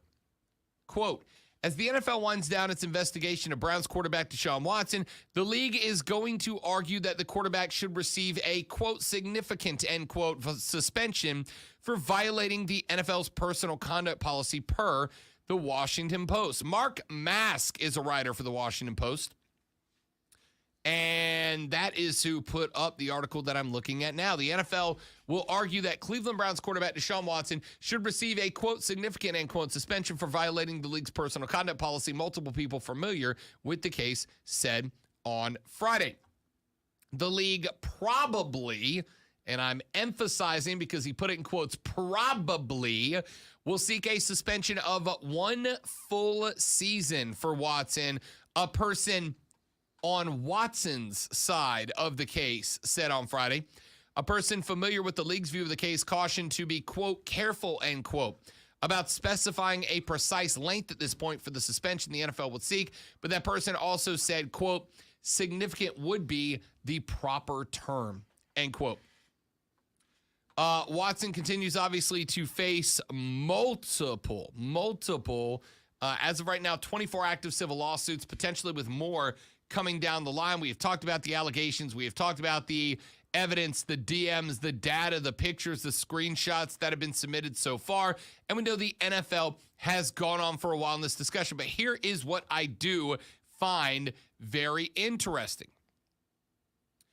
The Sports Illustrated report that was thrown out there was put together after Deshaun last week spoke for the first time at the Browns minicamp press conference. And Deshaun said, it was negative what I did, what I said, how I acted, etc., but I never assaulted anybody, yada, yada, yada, yada, yada.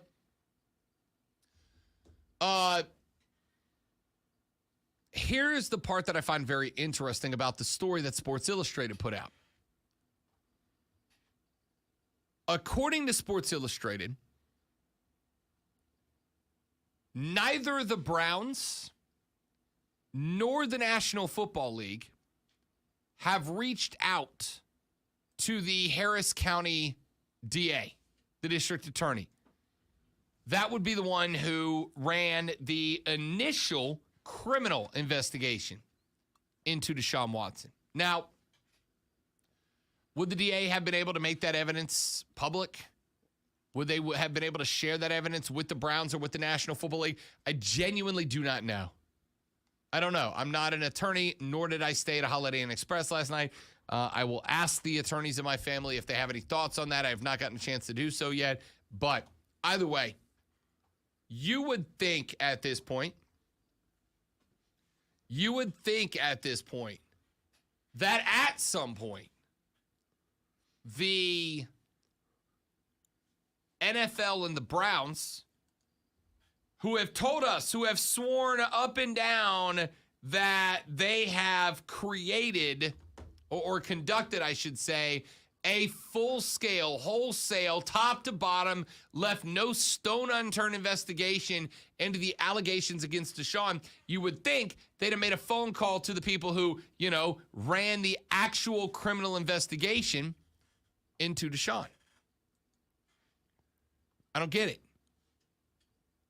it.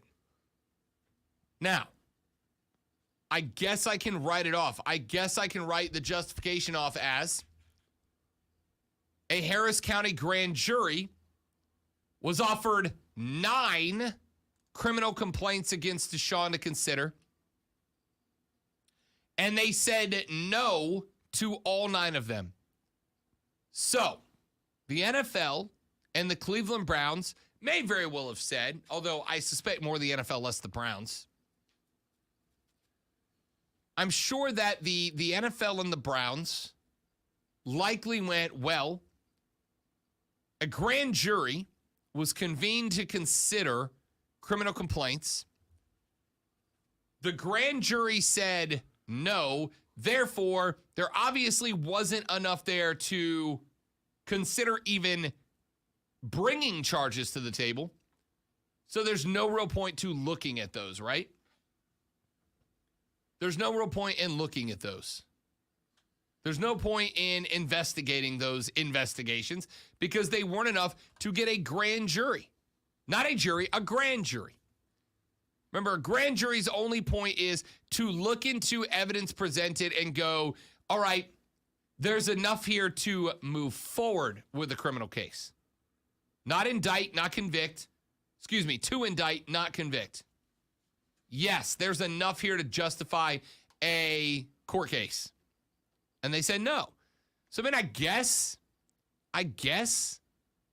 I could accept that as a way to write it off.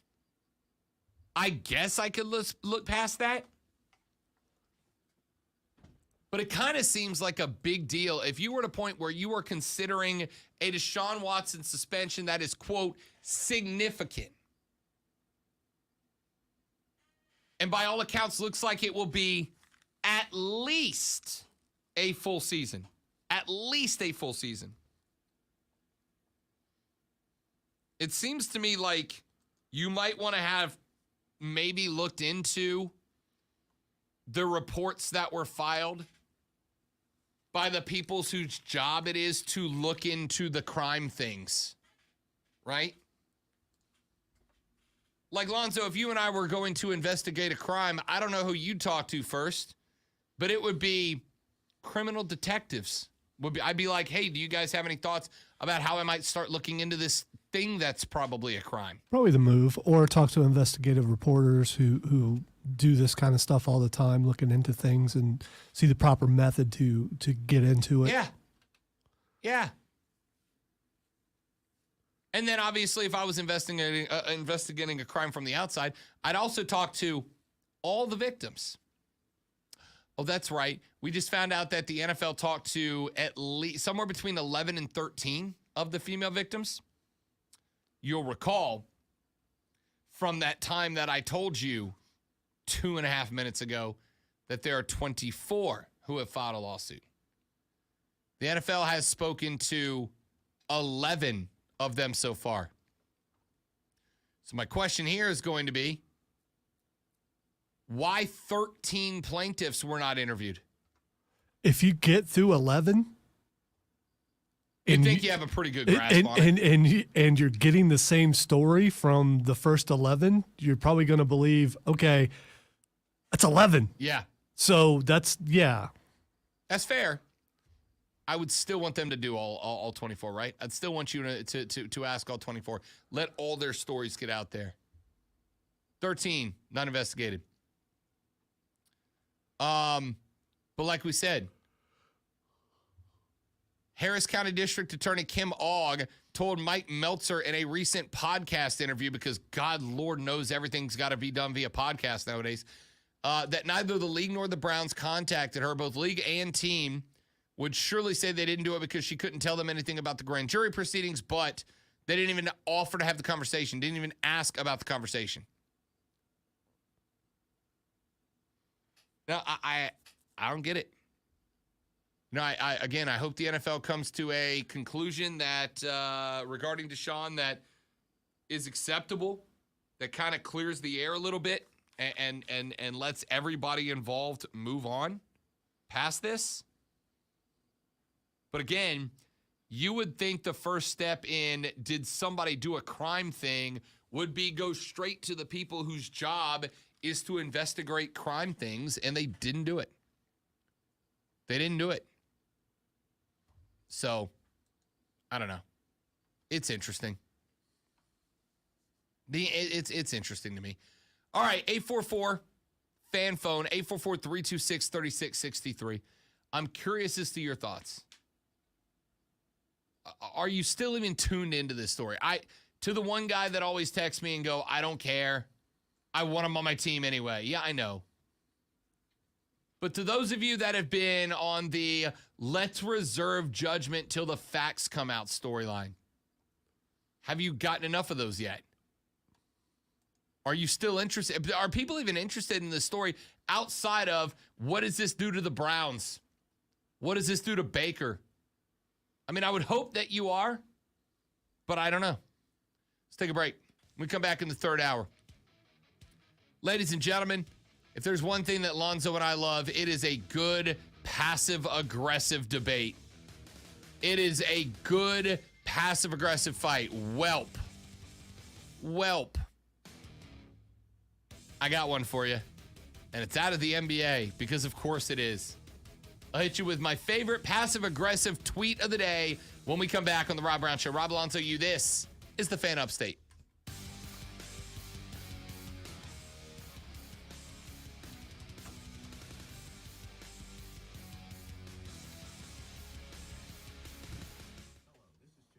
Supposedly, Buddy Rogers and Steve Rogers are brothers. It's a pretty good angle.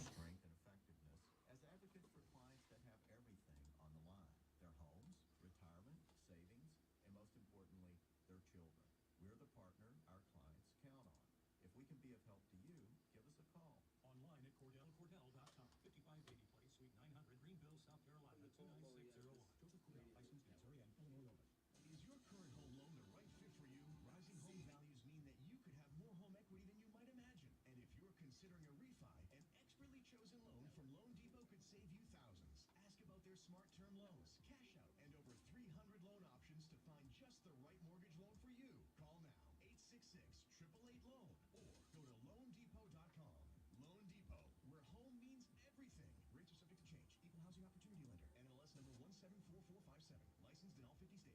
Did you know there's a Space Channel?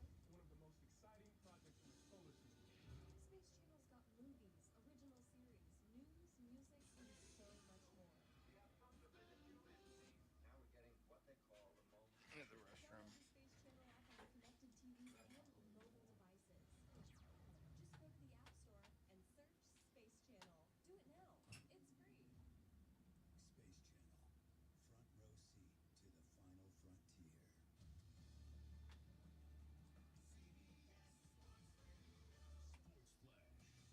The update sponsored by Progressive, who is proud to team up with Hello Alice to support small businesses. Get access to small business resources and learn about small business grants at helloalice.com. Maybe, just maybe, the Tampa Bay Lightning are back in the Stanley Cup Final. Shoot! Off the post! Score! Perry on the rebound! A power play goal for the Lightning, and they made it 6-2. Dave Mishkin on Lightning Radio. Tampa Bay taking Game 3 from the Avalanche, 6-2 after losing the first two in Colorado. Game 4 tomorrow night, still in Florida. Corey Perry with that goal is on the first player to score for 4 different teams in the final. As mentioned to start the show, Brooks Koepka reportedly the latest to leave the PGA Tour for LIV Golf. He should make his debut next week in Portland. Yankees righty Garrett Cole, a no-hitter through 7 last night in Tampa Bay. He settled for a 4-2 Bomber win. They scored twice, top 9 to get it. They now lead the Jays by 12 games in the AL East. The Red Sox by 13.5. Deshaun, I'm in the 590s. I want to say like 596, 597. And yes, I've done my best to avoid spoilers. And I think I've done a pretty good job. Even to the point where there's a new game on Game Pass that's a One Piece game, and I really want to play it, but I won't because I'm afraid I'll get spoiled. There was a game a long time ago before we got Funimation that was a One Piece game, and it kind of spoiled me on some episodes that I hadn't seen yet. When I started watching, I'm like, why do I know this story already? And then I realized it was from the video game. So stayed away from that too. Let's see. Luffy has just been gassed by Caesar Clown. So that's where I am. Are you a South Carolina manufacturing company looking to grow your business? SCNEP can help. Visit their website And free competitiveness Sanji switched with Nami is just wrong. So wrong. Yes, Punk Hazard. That's where I am. SCNEP is a not-for-profit 501c3 organization, an NIST MEP affiliate, sponsored by SCNEP in cooperation with the South Carolina Broadcasting. I usually walk for an hour in the morning, and that's usually when I watch. But if there's wrestling on the night before, if I don't watch it, I will watch that the next day. So I probably will get like 2 or 3 more episodes in before the end of the week.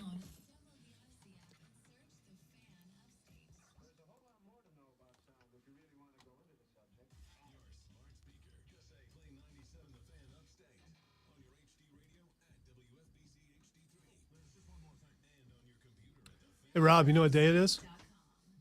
I do. It's Tuesday, and you know what that means. Yes. Just checking.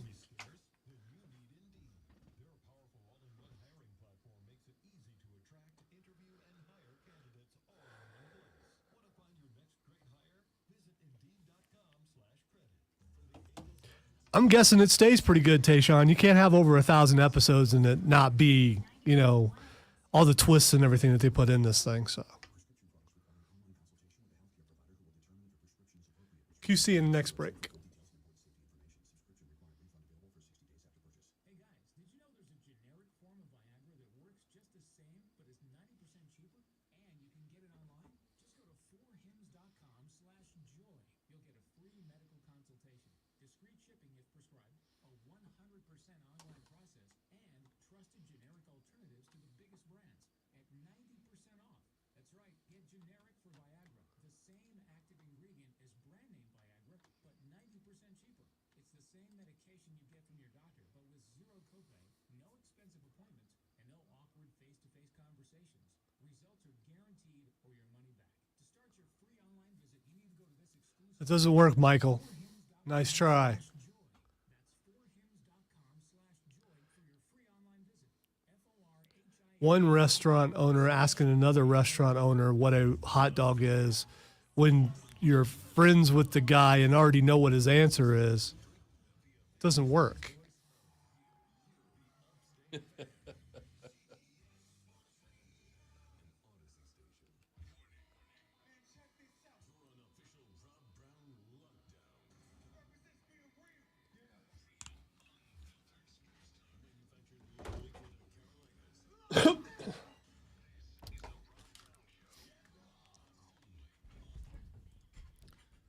The third, the fight of the best, the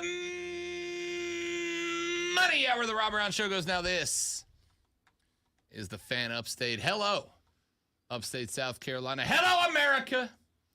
Hello, world. Great to be with you. Rob Brown, the great Malonzo with you.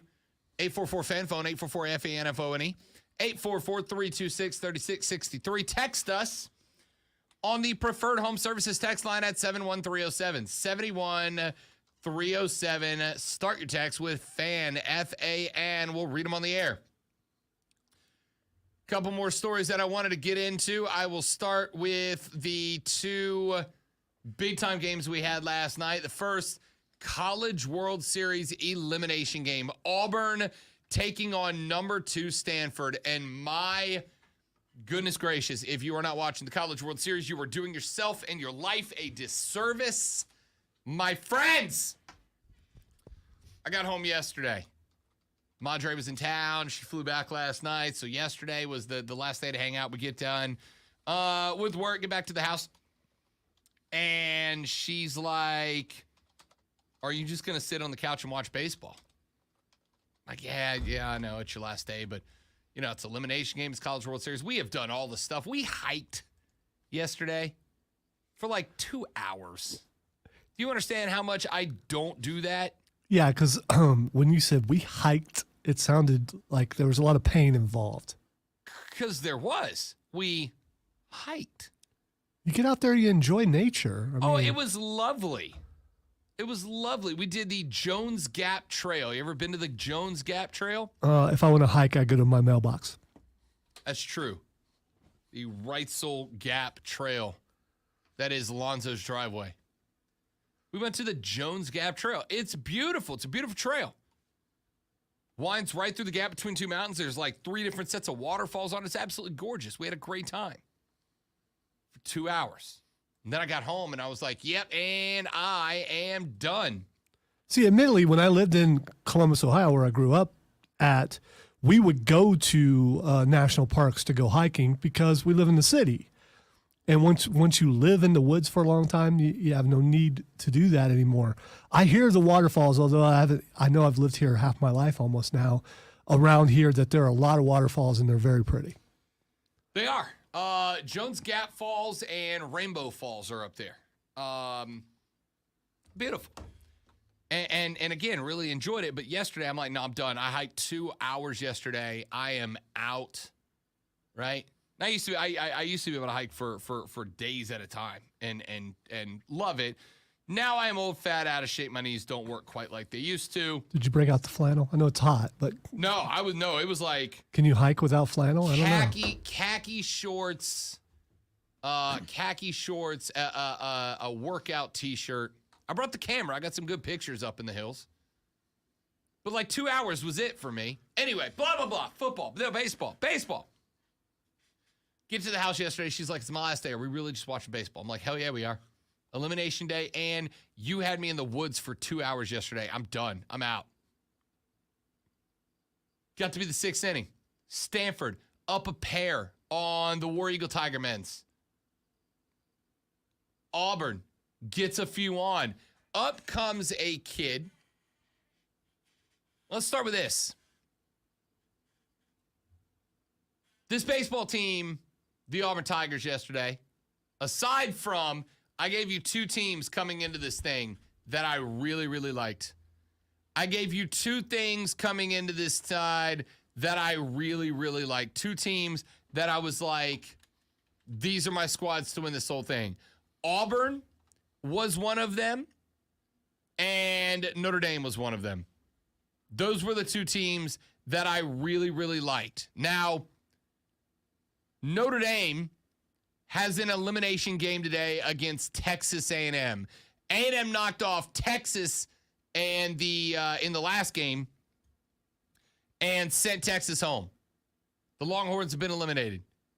Notre Dame goes up against Texas, as Notre Dame was the team that handed Texas their first L. So the Irish have one loss. The Aggies have a loss. Winner of this moves on to take on Oklahoma, and they've got to beat them twice to move on to the College World Series. So my pick in the North bracket, bracket 1, is alive. Auburn was my pick in the bottom bracket. Now, Auburn fell to Ole Miss in game number 1. Auburn fell to Ole Miss in game number 1. They had to beat Stanford in yesterday's elimination game. They did it. Now they get Arkansas again. That one will be tonight. That comes after they knocked off Stanford yesterday 6-2. Auburn takes on the Razorbacks. Winner of that game moves on to Ole Miss. And again, 2 wins against Ole Miss or 1 loss to Ole Miss. Ole Miss wins 1, they move on. Ole Miss loses both, then either Arkansas or Auburn moves on. So both of my picks are alive, but they are both coming out of the losers bracket in 1 and 2 respectively. Here's what gets me about Auburn. It came out, Lonzo, after Auburn lost in game 1, that there is a nasty stomach bug that has been going around the Auburn team for the past couple of days, and they have been fighting through it.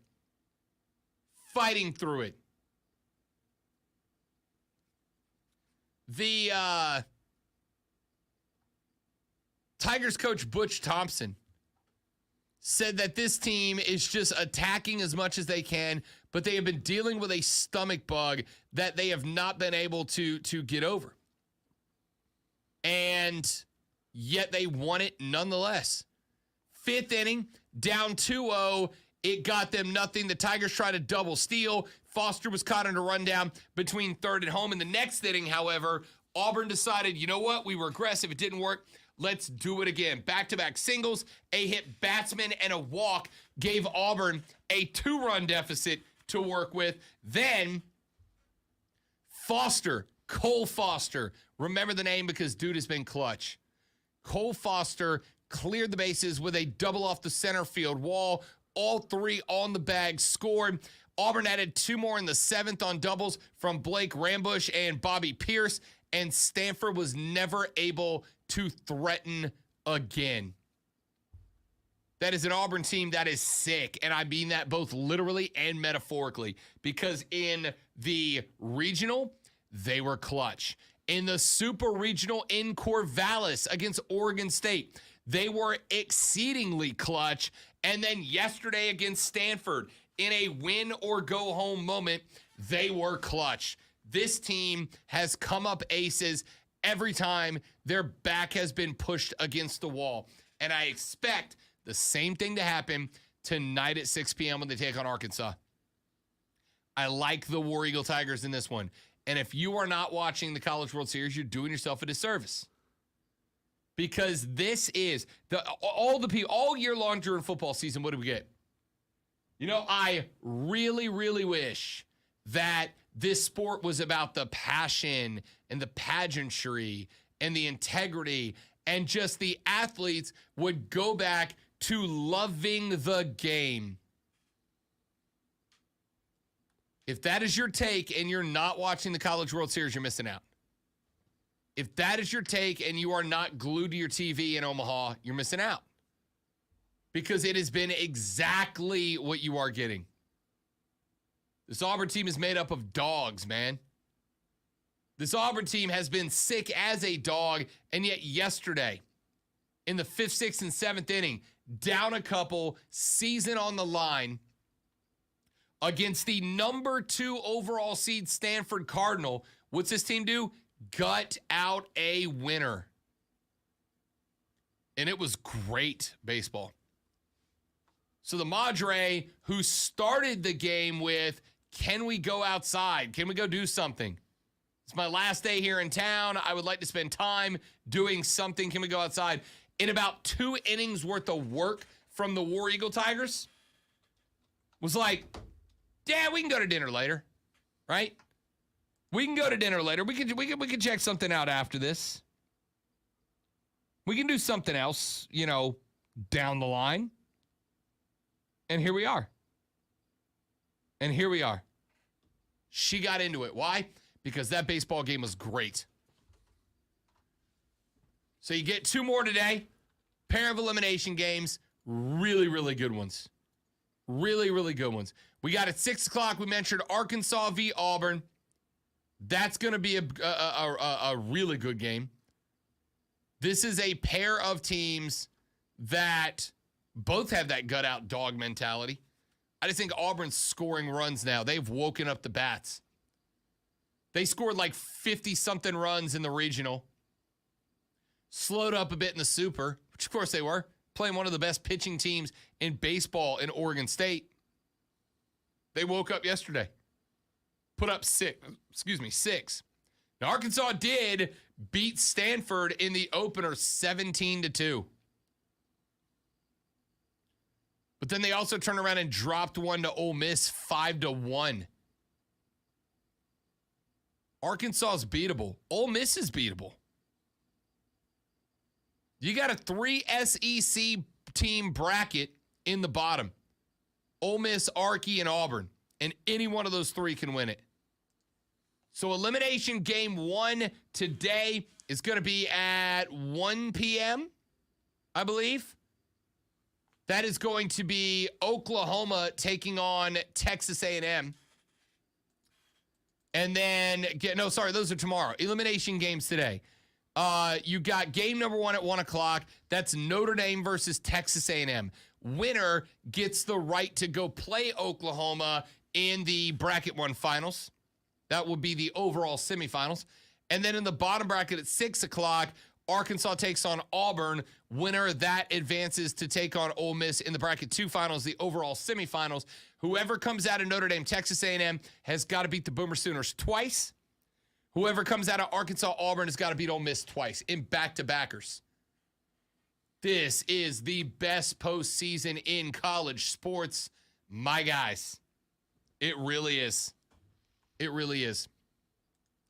All right, real quick. Then we got Faces and Heels, Lonzo's favorite segment of the week, coming up next. Kyrie Irving is at an impasse in getting a new contract done with the Brooklyn Nets. It has led to the speculation that Kyrie Irving will be playing for a new team next year. And amongst those teams, the Lakers and Knickerbockers are both suspected to be contenders, to be teams that might jump up and try to snag Kyrie.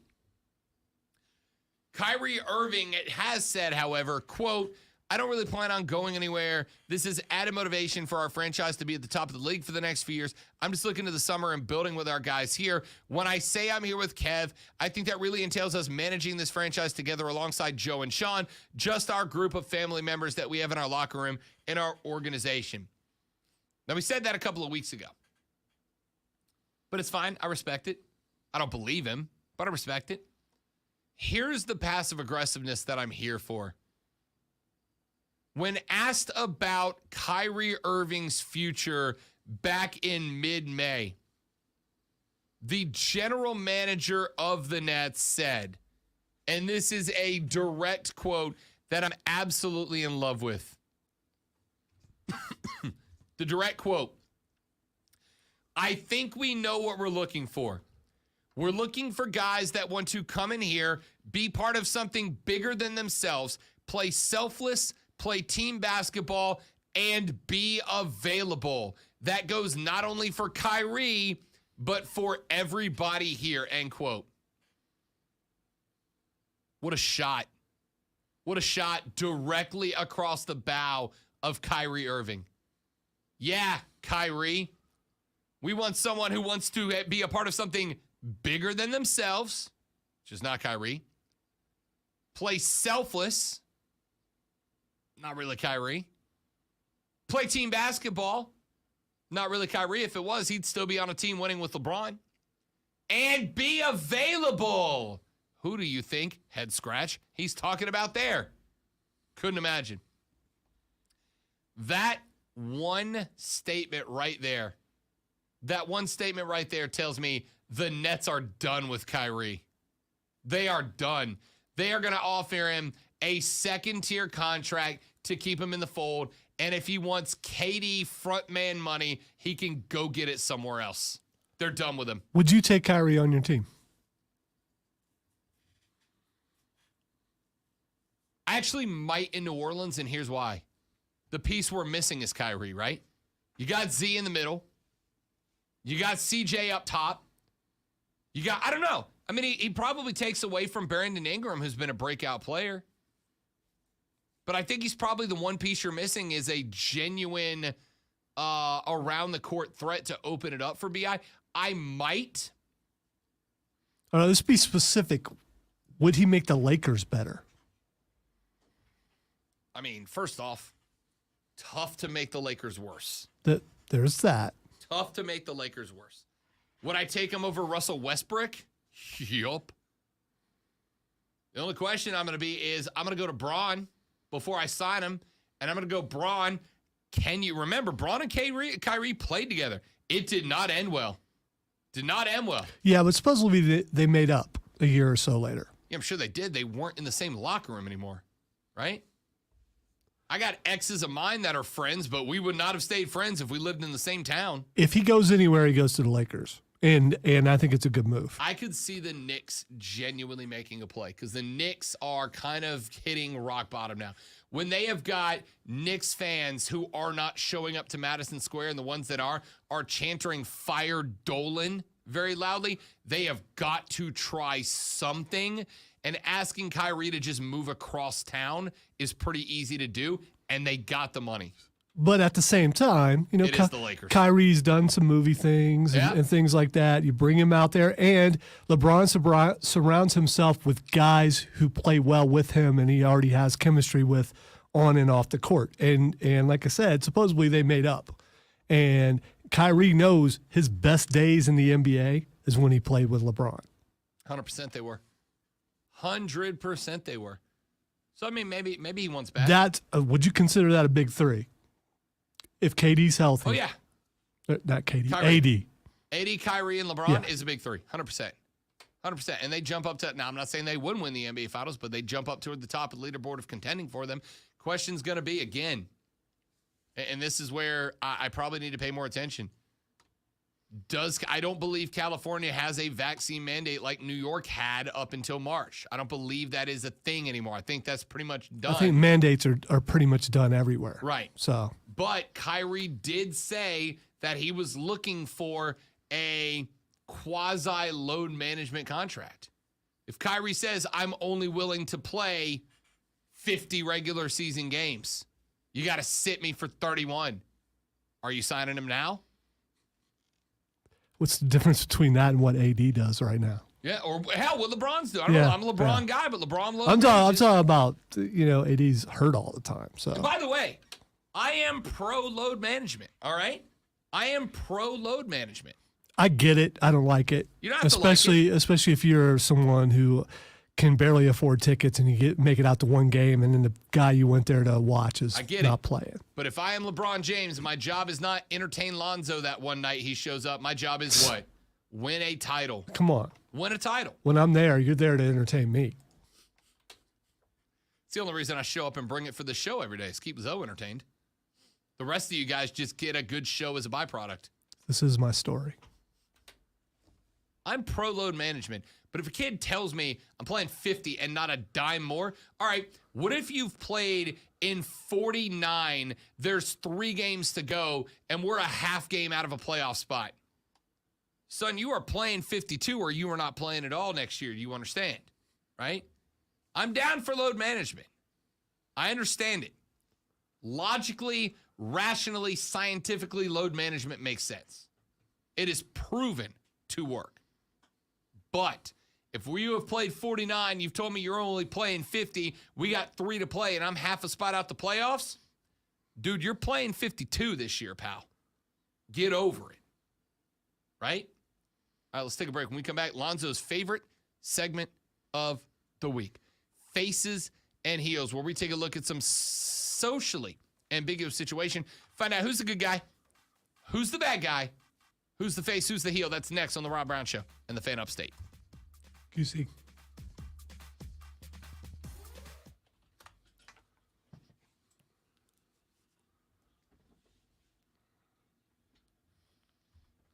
Ladies and gentlemen, let me tell you about my friends at QC Kinetics. QC Kinetics offers non-surgical regenerative therapy. How's that work? Well, it harnesses your body's own natural healing ability, right? That is to say, when you were younger, you've got connective tissue in your joints. That joint was able to heal itself. We have been evolved to where you can heal yourself. Except for as you age, your body can't do it quite as well anymore. That connective tissue wears down. It does not heal. It does not regenerate. It causes inflammation when stuff that ain't supposed to touch does. And then you get that pain. More importantly than just the joint pain, you got a fear of the joint pain. You realize that I can't really play golf anymore because my knees hurt. Can't pick up my grandkids because the next day my lower back's on fire. And you want it to stop.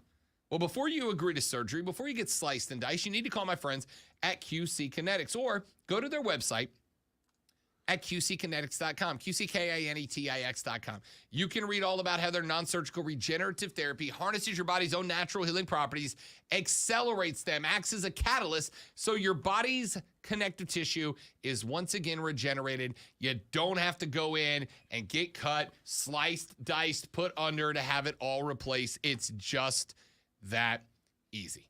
Give them a call. 864-448-3772 in Greenville and Asheville. Mention the Rob Brown Show. Get your first consultation for free. 864-448-3772. It's our friends at QC Kinetics.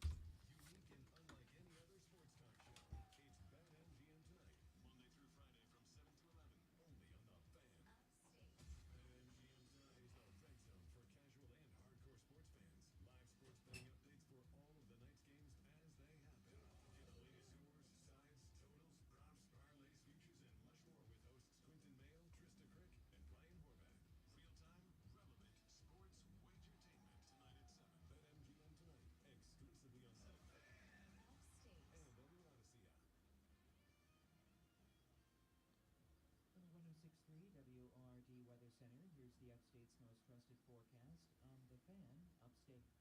Lots of sunshine on the hot side for today, with highs into the upper 90s. For tonight, clear and calm, low of 70. Wednesday, approaching 100 with sunny skies, and a slight chance for a storm Thursday, 98. I'm meteorologist Michael Kerr on the Fan Upstate. Right now, it's 84. In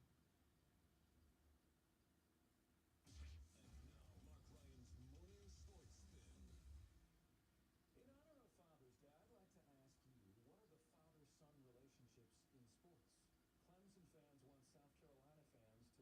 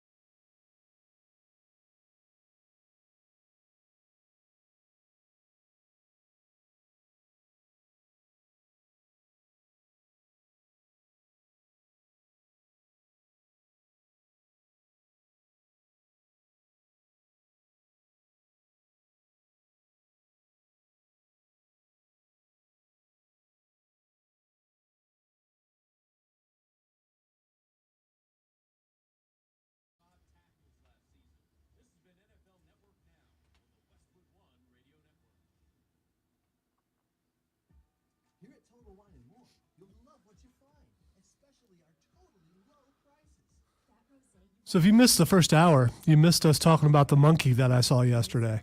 He did. And I just wanted to talk about it again just because it was a monkey. And sitting at the light of Garlington and Woodruff sometimes is pretty lengthy. And you look over and you see something crawling on top of a car. I was like, okay, what is that? And then you notice that's a monkey. And I was talking to my wife on the phone, and she's like, that's not a monkey. Because I don't know if you knew this, but I have this gift where I can just talk for like 15 or 20 minutes and make the whole thing up the entire time. I can do that. I don't know why. I don't know where it comes from. Listen to the Upstate Pulse Saturdays. I'm just good at that. Although my real life is much more entertaining than the stuff that I make up. But yeah, there's a monkey. To the point where my wife texted my daughter and son and told them that I just saw a monkey, and they didn't believe it because they're like, Mom, he's just messing with you. It's not a monkey. He has photographed the monkey. Monkey has The been monkey. properly documented for. And apparently our good friend Diddy, who's been on the program and the station, his wife has seen the monkey too a few times. But she saw him on Fairview. Lonzo has multiple eyewitnesses as to the existence of the monkey. But the reason why I want to bring it back up, I mentioned that that there was a driver's training person next to him. I followed them across the road. They finally had to pull over. I don't know if it was because of the monkey or they just got too nervous or what, but they just couldn't take it anymore.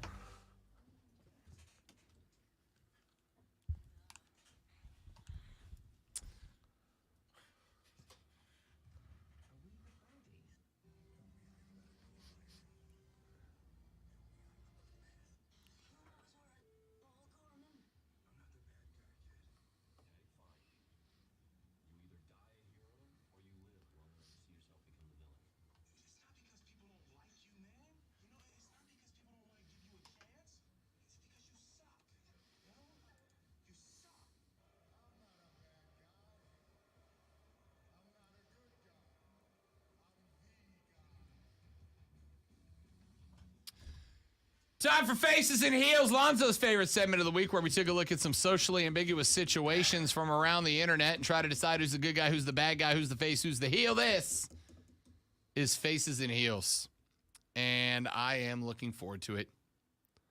So that's why you're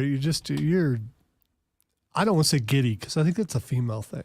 Nah, dude can be giddy. No, I don't think a dude can be giddy. Dude can be giddy. I really don't. I mean, maybe if you're a kid, yeah, but I don't think a grown adult male can be giddy. Sure you can.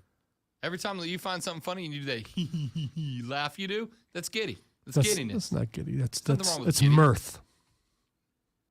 You are going way out of your way to not be allowed to be called giddy. All right. Mirth is more manly. Woman, 29 years old, was 5 months pregnant. She said, I was involved in a car accident while going for my regular checkup. It was really bad, which resulted in multiple internal injuries, a fractured right hand, and a head injury. Once I came back to my senses in the hospital, my husband told me about a miscarriage. It really messed up my brain, but I decided to stay strong since my husband was depressed. 1 month later, I got discharged from the hospital, and it turns out that my fallopian tube was injured in the accident. I would no longer be able to have a baby. Mom-in-law came to me, consulted my doctor about chances of being pregnant again. She said that I can either go for I hate to be insensitive, but test tube baby, right? Or in vitro fertilization. That is to say the egg will be fertilized outside and placed in to this woman's uterus, where she would be able to successfully carry. She just can't get pregnant naturally anymore. Mother-in-law said, oh, no, you should adopt. You should adopt. Give a baby a house, you should adopt, etc. Because the doctor did tell her, if you go through the in vitro, it could end up being hazardous to your health, right? It could ultimately cost you your life if it goes negative. The mother-in-law said, adopt. We need to adopt. The daughter said no and went ahead and got it anyway. The mother-in-law is now telling the husband that she's selfish. She could take herself away because she values a baby more than you. Mom injects into a very personal aspect of this young lady's life, Lonzo, face and heel. Well, this is tough because we lost a baby because of it ended up being a tubal pregnancy, Right. and we lost a baby because of that. So we should have 3 kids, but they told us that we couldn't. That chances of my wife getting pregnant again were very slim, probably little to none, and that it could be dangerous because of what happened with the other one. And we have my daughter, who would not have come along if we hadn't decided to, continue on, to the point when she was, they thought they wanted to take her. And we were like, no, we're going to take this risk. So this is a hard thing in the end. Sure. Because this kind of hits me a little bit harder, I got to go with the mom as the heel. And I get her concerns. I'm talking about the mother-in-law. Sure. Yeah. But in the end, if the husband and the wife decide that's what they want to do, then it's their decision. I rode the fence on this one a couple of times, right? I rode the fence on this one for a couple of reasons. Number one, if I'm mom-in-law, like I absolutely get where she's coming from, right? If the doctors are like, look, if you go through with this, you could end up with a very happy baby, or you could straight up die, right? I'm like, I don't need you to die, right? I get where she's coming from, and I have zero problem with her voicing that concern, right? I would do the same thing. No, I don't. No, I don't need you to go. No, I need you more than I need a baby that doesn't exist yet, right? I get that. But the part you lose me, that the mom-in-law loses me, is going to the husband and being like, yo, I told your wife what to do and she's not listening to me, and that's bad, right? Like, you stated your case to the young lady. You stated your case, why it would be a bad idea, why you don't want her to go through with it. Now she has to make the decision and have adult consequences, right? And that's pretty much what this comes down to. All right. Here's a good one, Lonzo, and this is a good one because I've seen this one play out, and it's way less heavy than that one. Man, I hope so. Yeah. All right. 28-year-old man is getting engaged. 28-year-old man is about to propose to his girlfriend, and he told his mom that it was time to propose.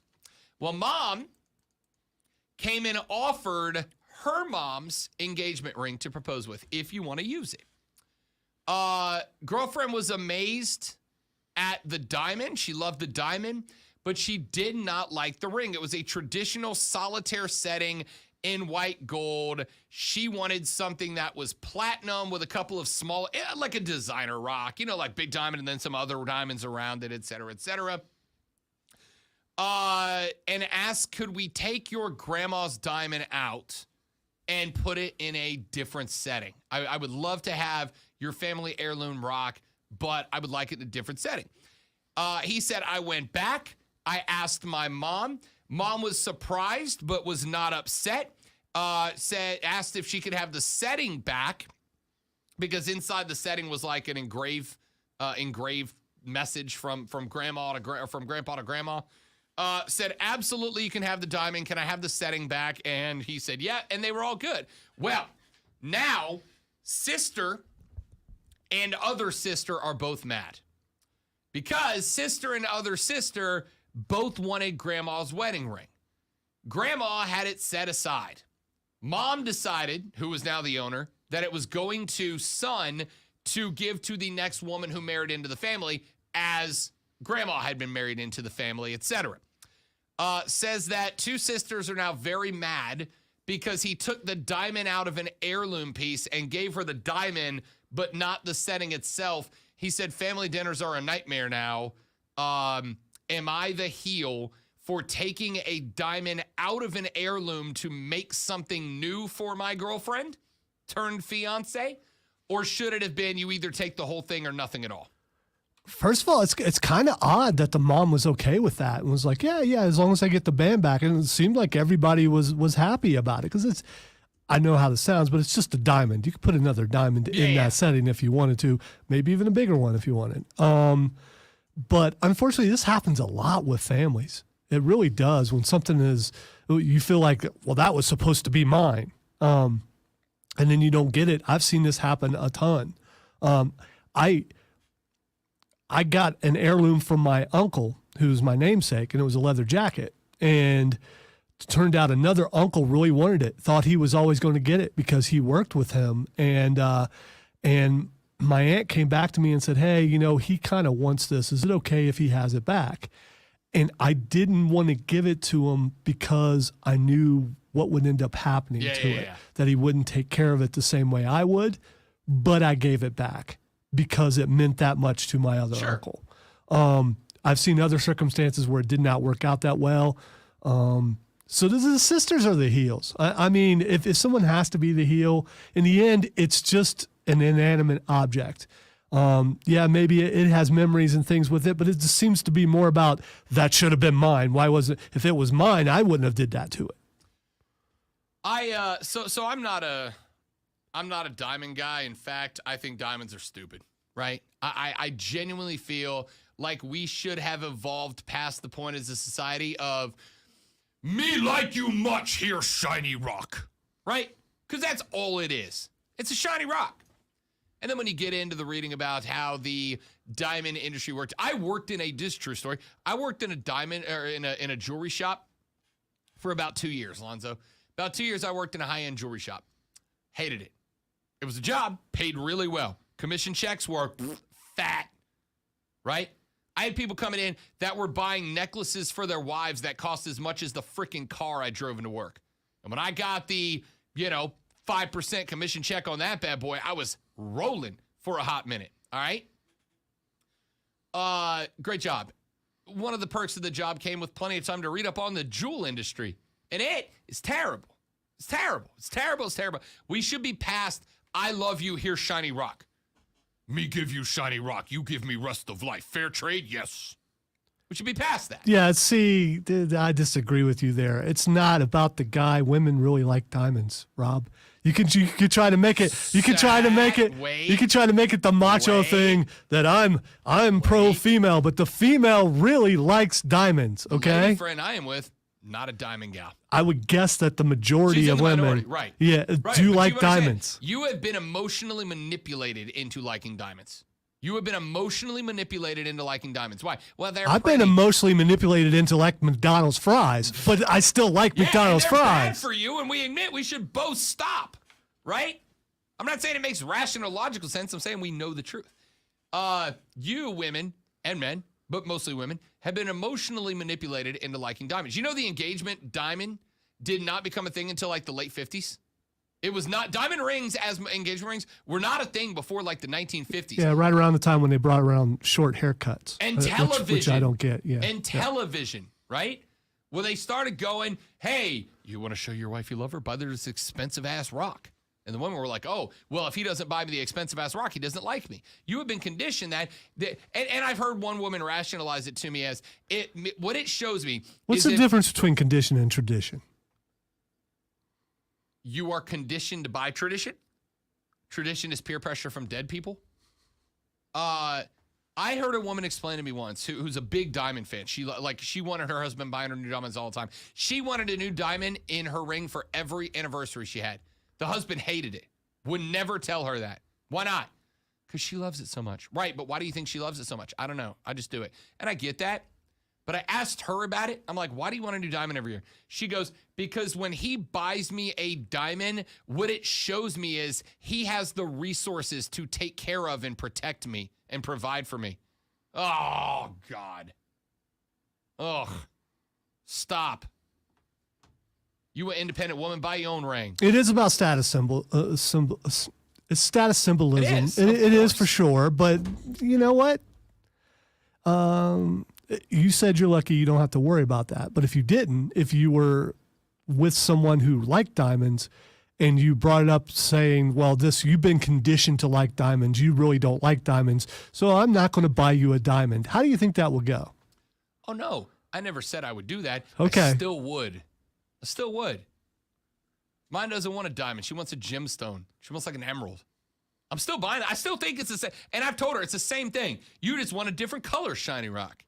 I'm still going to do it because I want her to be happy, right? I just also have to be the spoil sport that goes, it's still kind of silly. Get her an emerald in the shape of a 20-sided dice and see how she Terribly. she thinks about that. Terribly. All right. Back to the face or heel that I've wasted this much time on preaching. Let me just go. To no avail, because no woman no, out not there a is like, single person changing their yeah, mind. shut up, Rob. Yeah. I want my You're diamond. an idiot. Listen. I mean, like, the sentimental side of me is like, keep this. If that is the diamond that grandma gave grandpa, keep the set together. But I get it, right? Like, the message behind the diamond was the same. Unless girlfriend is just like, I just want it because it's a fat rock, right? If you want it just because it's a fat diamond, not because that's the diamond grandpa gave grandma, then she's the heel. But we don't have that information.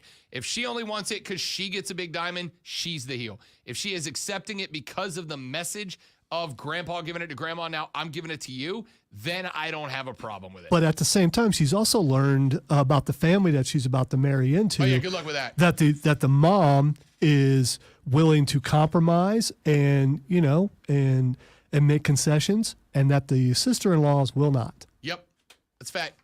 All right, Texter says, fan, gotta love mother-in-laws. They are always the heel, LOL. Texter says, it is total BS. Society went from the woman's family giving a dowry of cattle and such to the man's family, to the man having to buy an artificially inflated priced rock that she can brag about to our friends. Feminism, SMH. Oh, stop it. I know exactly who sent that. I don't even look at the number. But listen.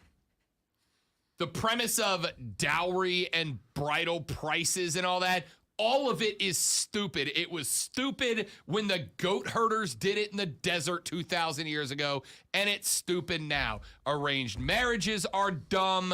Just let people love and marry who they want to love and marry, and not base it on shiny rocks and goats. Come on. I said what I said. A full-on cow? That'll feed you for the winter, dude. I forget where Alonzo lives. That's actually a commodity. Yes, says- we do barter in Lawrence. Texter says, I bought my wife's engagement ring from Target. I go ahead and say right now, if I read the last 4 of your phone number off and your wife listens to this show, you wouldn't be able to say that same sentence later. You'd have to say, I bought my ex-wife's ring from Target. So you're trying to say that Target doesn't have high-quality jewelry? I'm not saying I'm saying I don't know a woman who, if I said, I'm buying your engagement ring from Target, they'd be like, yeah, that sounds great. I probably do, but it's not really a thing that's ever going to be proposed. Looks good. It's cheaper. We get to save money for other stuff. If that's her attitude, she don't want the diamond in the first place. Right? We can save money for other stuff, but I still want a ridiculously you gotta have a inflated, diamond pricey, so you don't shiny have rock. to deal with all your girlfriends at work saying how cheap your husband is. See, societal pressure is not my bag. All right, that's enough of that. Let's waste more time with Twitter trending topics when we come back, shall we? Why not? It's just been that kind of day.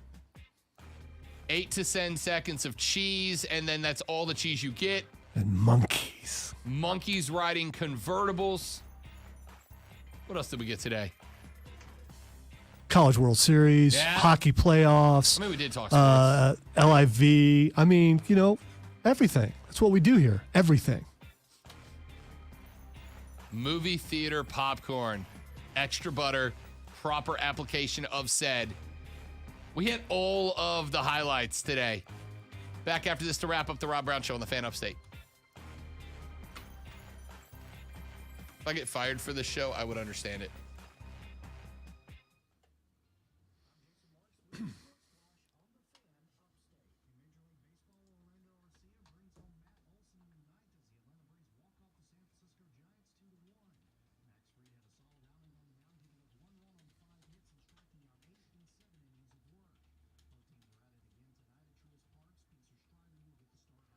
If that were true, Trey, then me shopping at Target would be way out of my range. Texter says, with today's high divorce rate, no way I'm passing on a family heirloom. I'm going to do this over the trash can, I think. Oh, you're good now. That was like an hour ago. It was before that segment.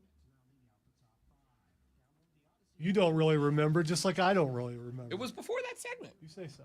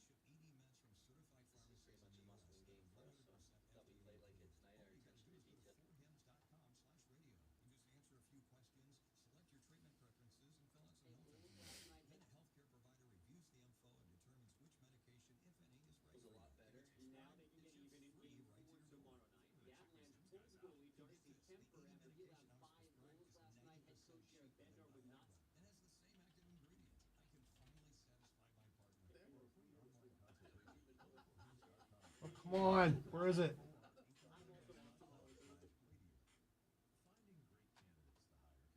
Brian, welcome in, buddy. Trey says supposedly engagement rings are supposed to cost 3 months' salary. Oh, Courtney's going to be very disappointed, isn't Which she? was my joke about, Target would be a step up.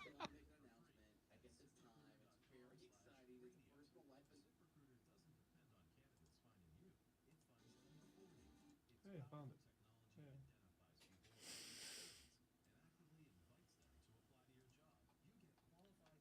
Josh said if you get fired for the show, we need to look at ourselves as well.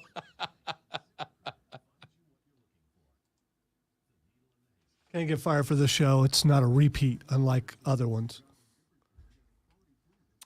Need some tea to sip.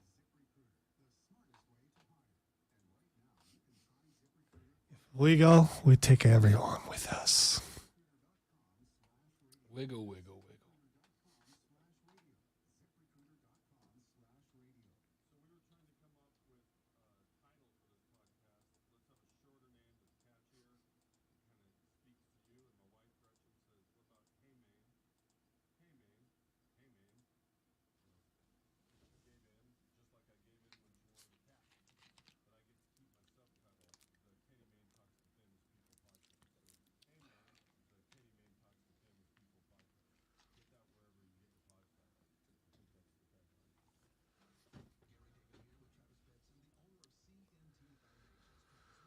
Trey, material things are so passe. I deal in So passe.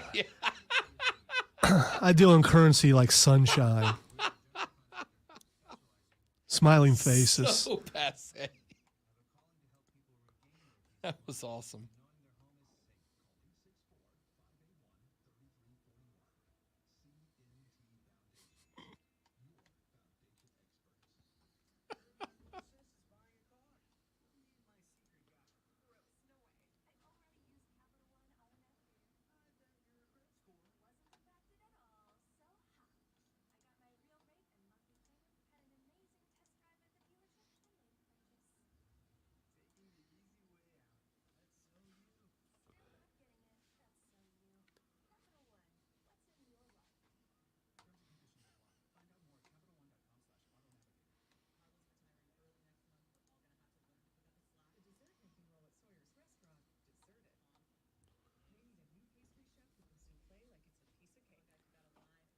Souffle like it's a piece of cake. Well done. Baking puns.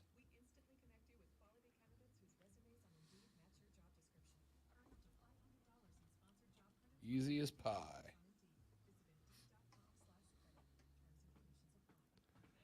Josh says we are the buoys that keep you afloat in the sea of hot garbage.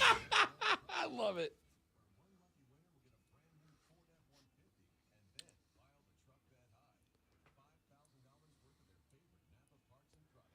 How come I feel like I'm in a basement at downtown Greenville at a Beat Poets thing? Never been to one of those, have you? No, I'm not. Would you feel out of place? Yes, I would. I'm not a poetry guy.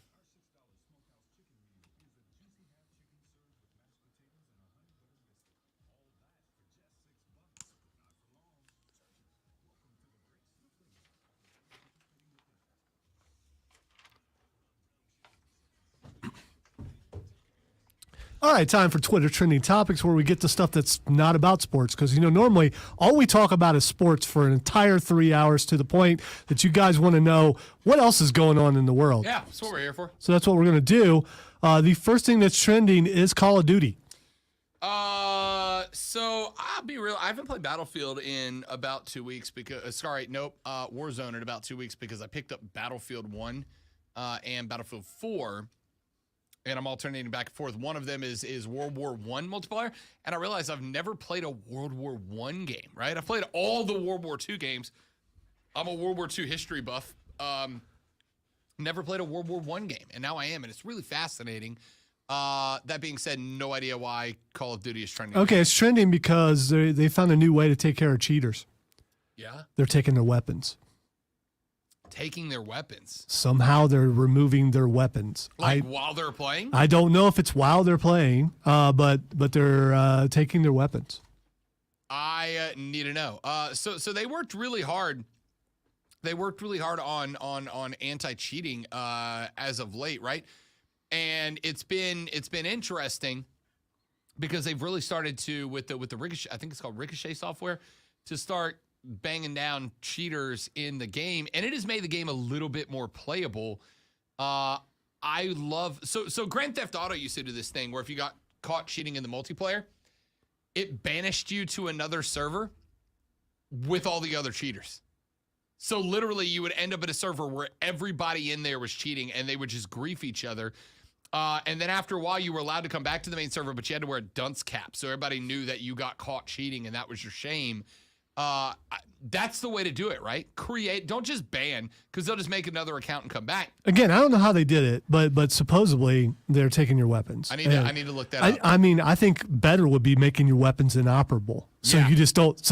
So you're firing shots, but they're just not doing Yeah. anything. Why am I missing everything? Yes, I think that's the way to go. Yeah. All right. The next thing is trending is Kenny Omega. Kenny Omega. Forbidden Door is coming up soon. I'm assuming Omega's going to show up. There is a promotional leak supposedly that he is promoted to going to be at Quake at the Lake, Okay. which I believe is tomorrow. How about AJ showing up on Impact the other night? Good for him, and random. good for WWE allowing it. But management is in kind of a yeah. disarray. So Throw up all the deflection we can throw up. Put AJ on Impact. No, I'm just thinking you just go do what you want, Just go because do whatever. who's in charge? Yeah. It's like a substitute teacher. All right, I think we got time for one more, and let's go with Kushida. Kushida, another Forbidden Door name. Trying to He go is down. now back with New Japan, I figured so. no longer with NXT. It's too bad. I don't know if he's still got the same gimmick. No, but, not at yeah. all. All right, that's going to do it for us. Jim Rome is up next. After that, I want you guys to text Mark Ryan this afternoon and ask him how much butter goes on proper popcorn. Just do that all 4 hours. Let me know how it goes. He is a czar of all things, so he will tell Yeah. you definitely what it is. Yeah. All right, that's it for us. Y'all have a great rest of your day. Don't go anywhere. We'll be back tomorrow to do go other places, but be back here. You know what I'm saying. For Lonzo, I'm Rob. This is the Rob Brown Show on the Fan Upstate. Later, brother.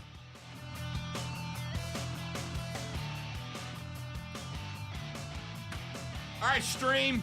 Appreciate you guys. We'll see you tomorrow. I'll be on Warzone.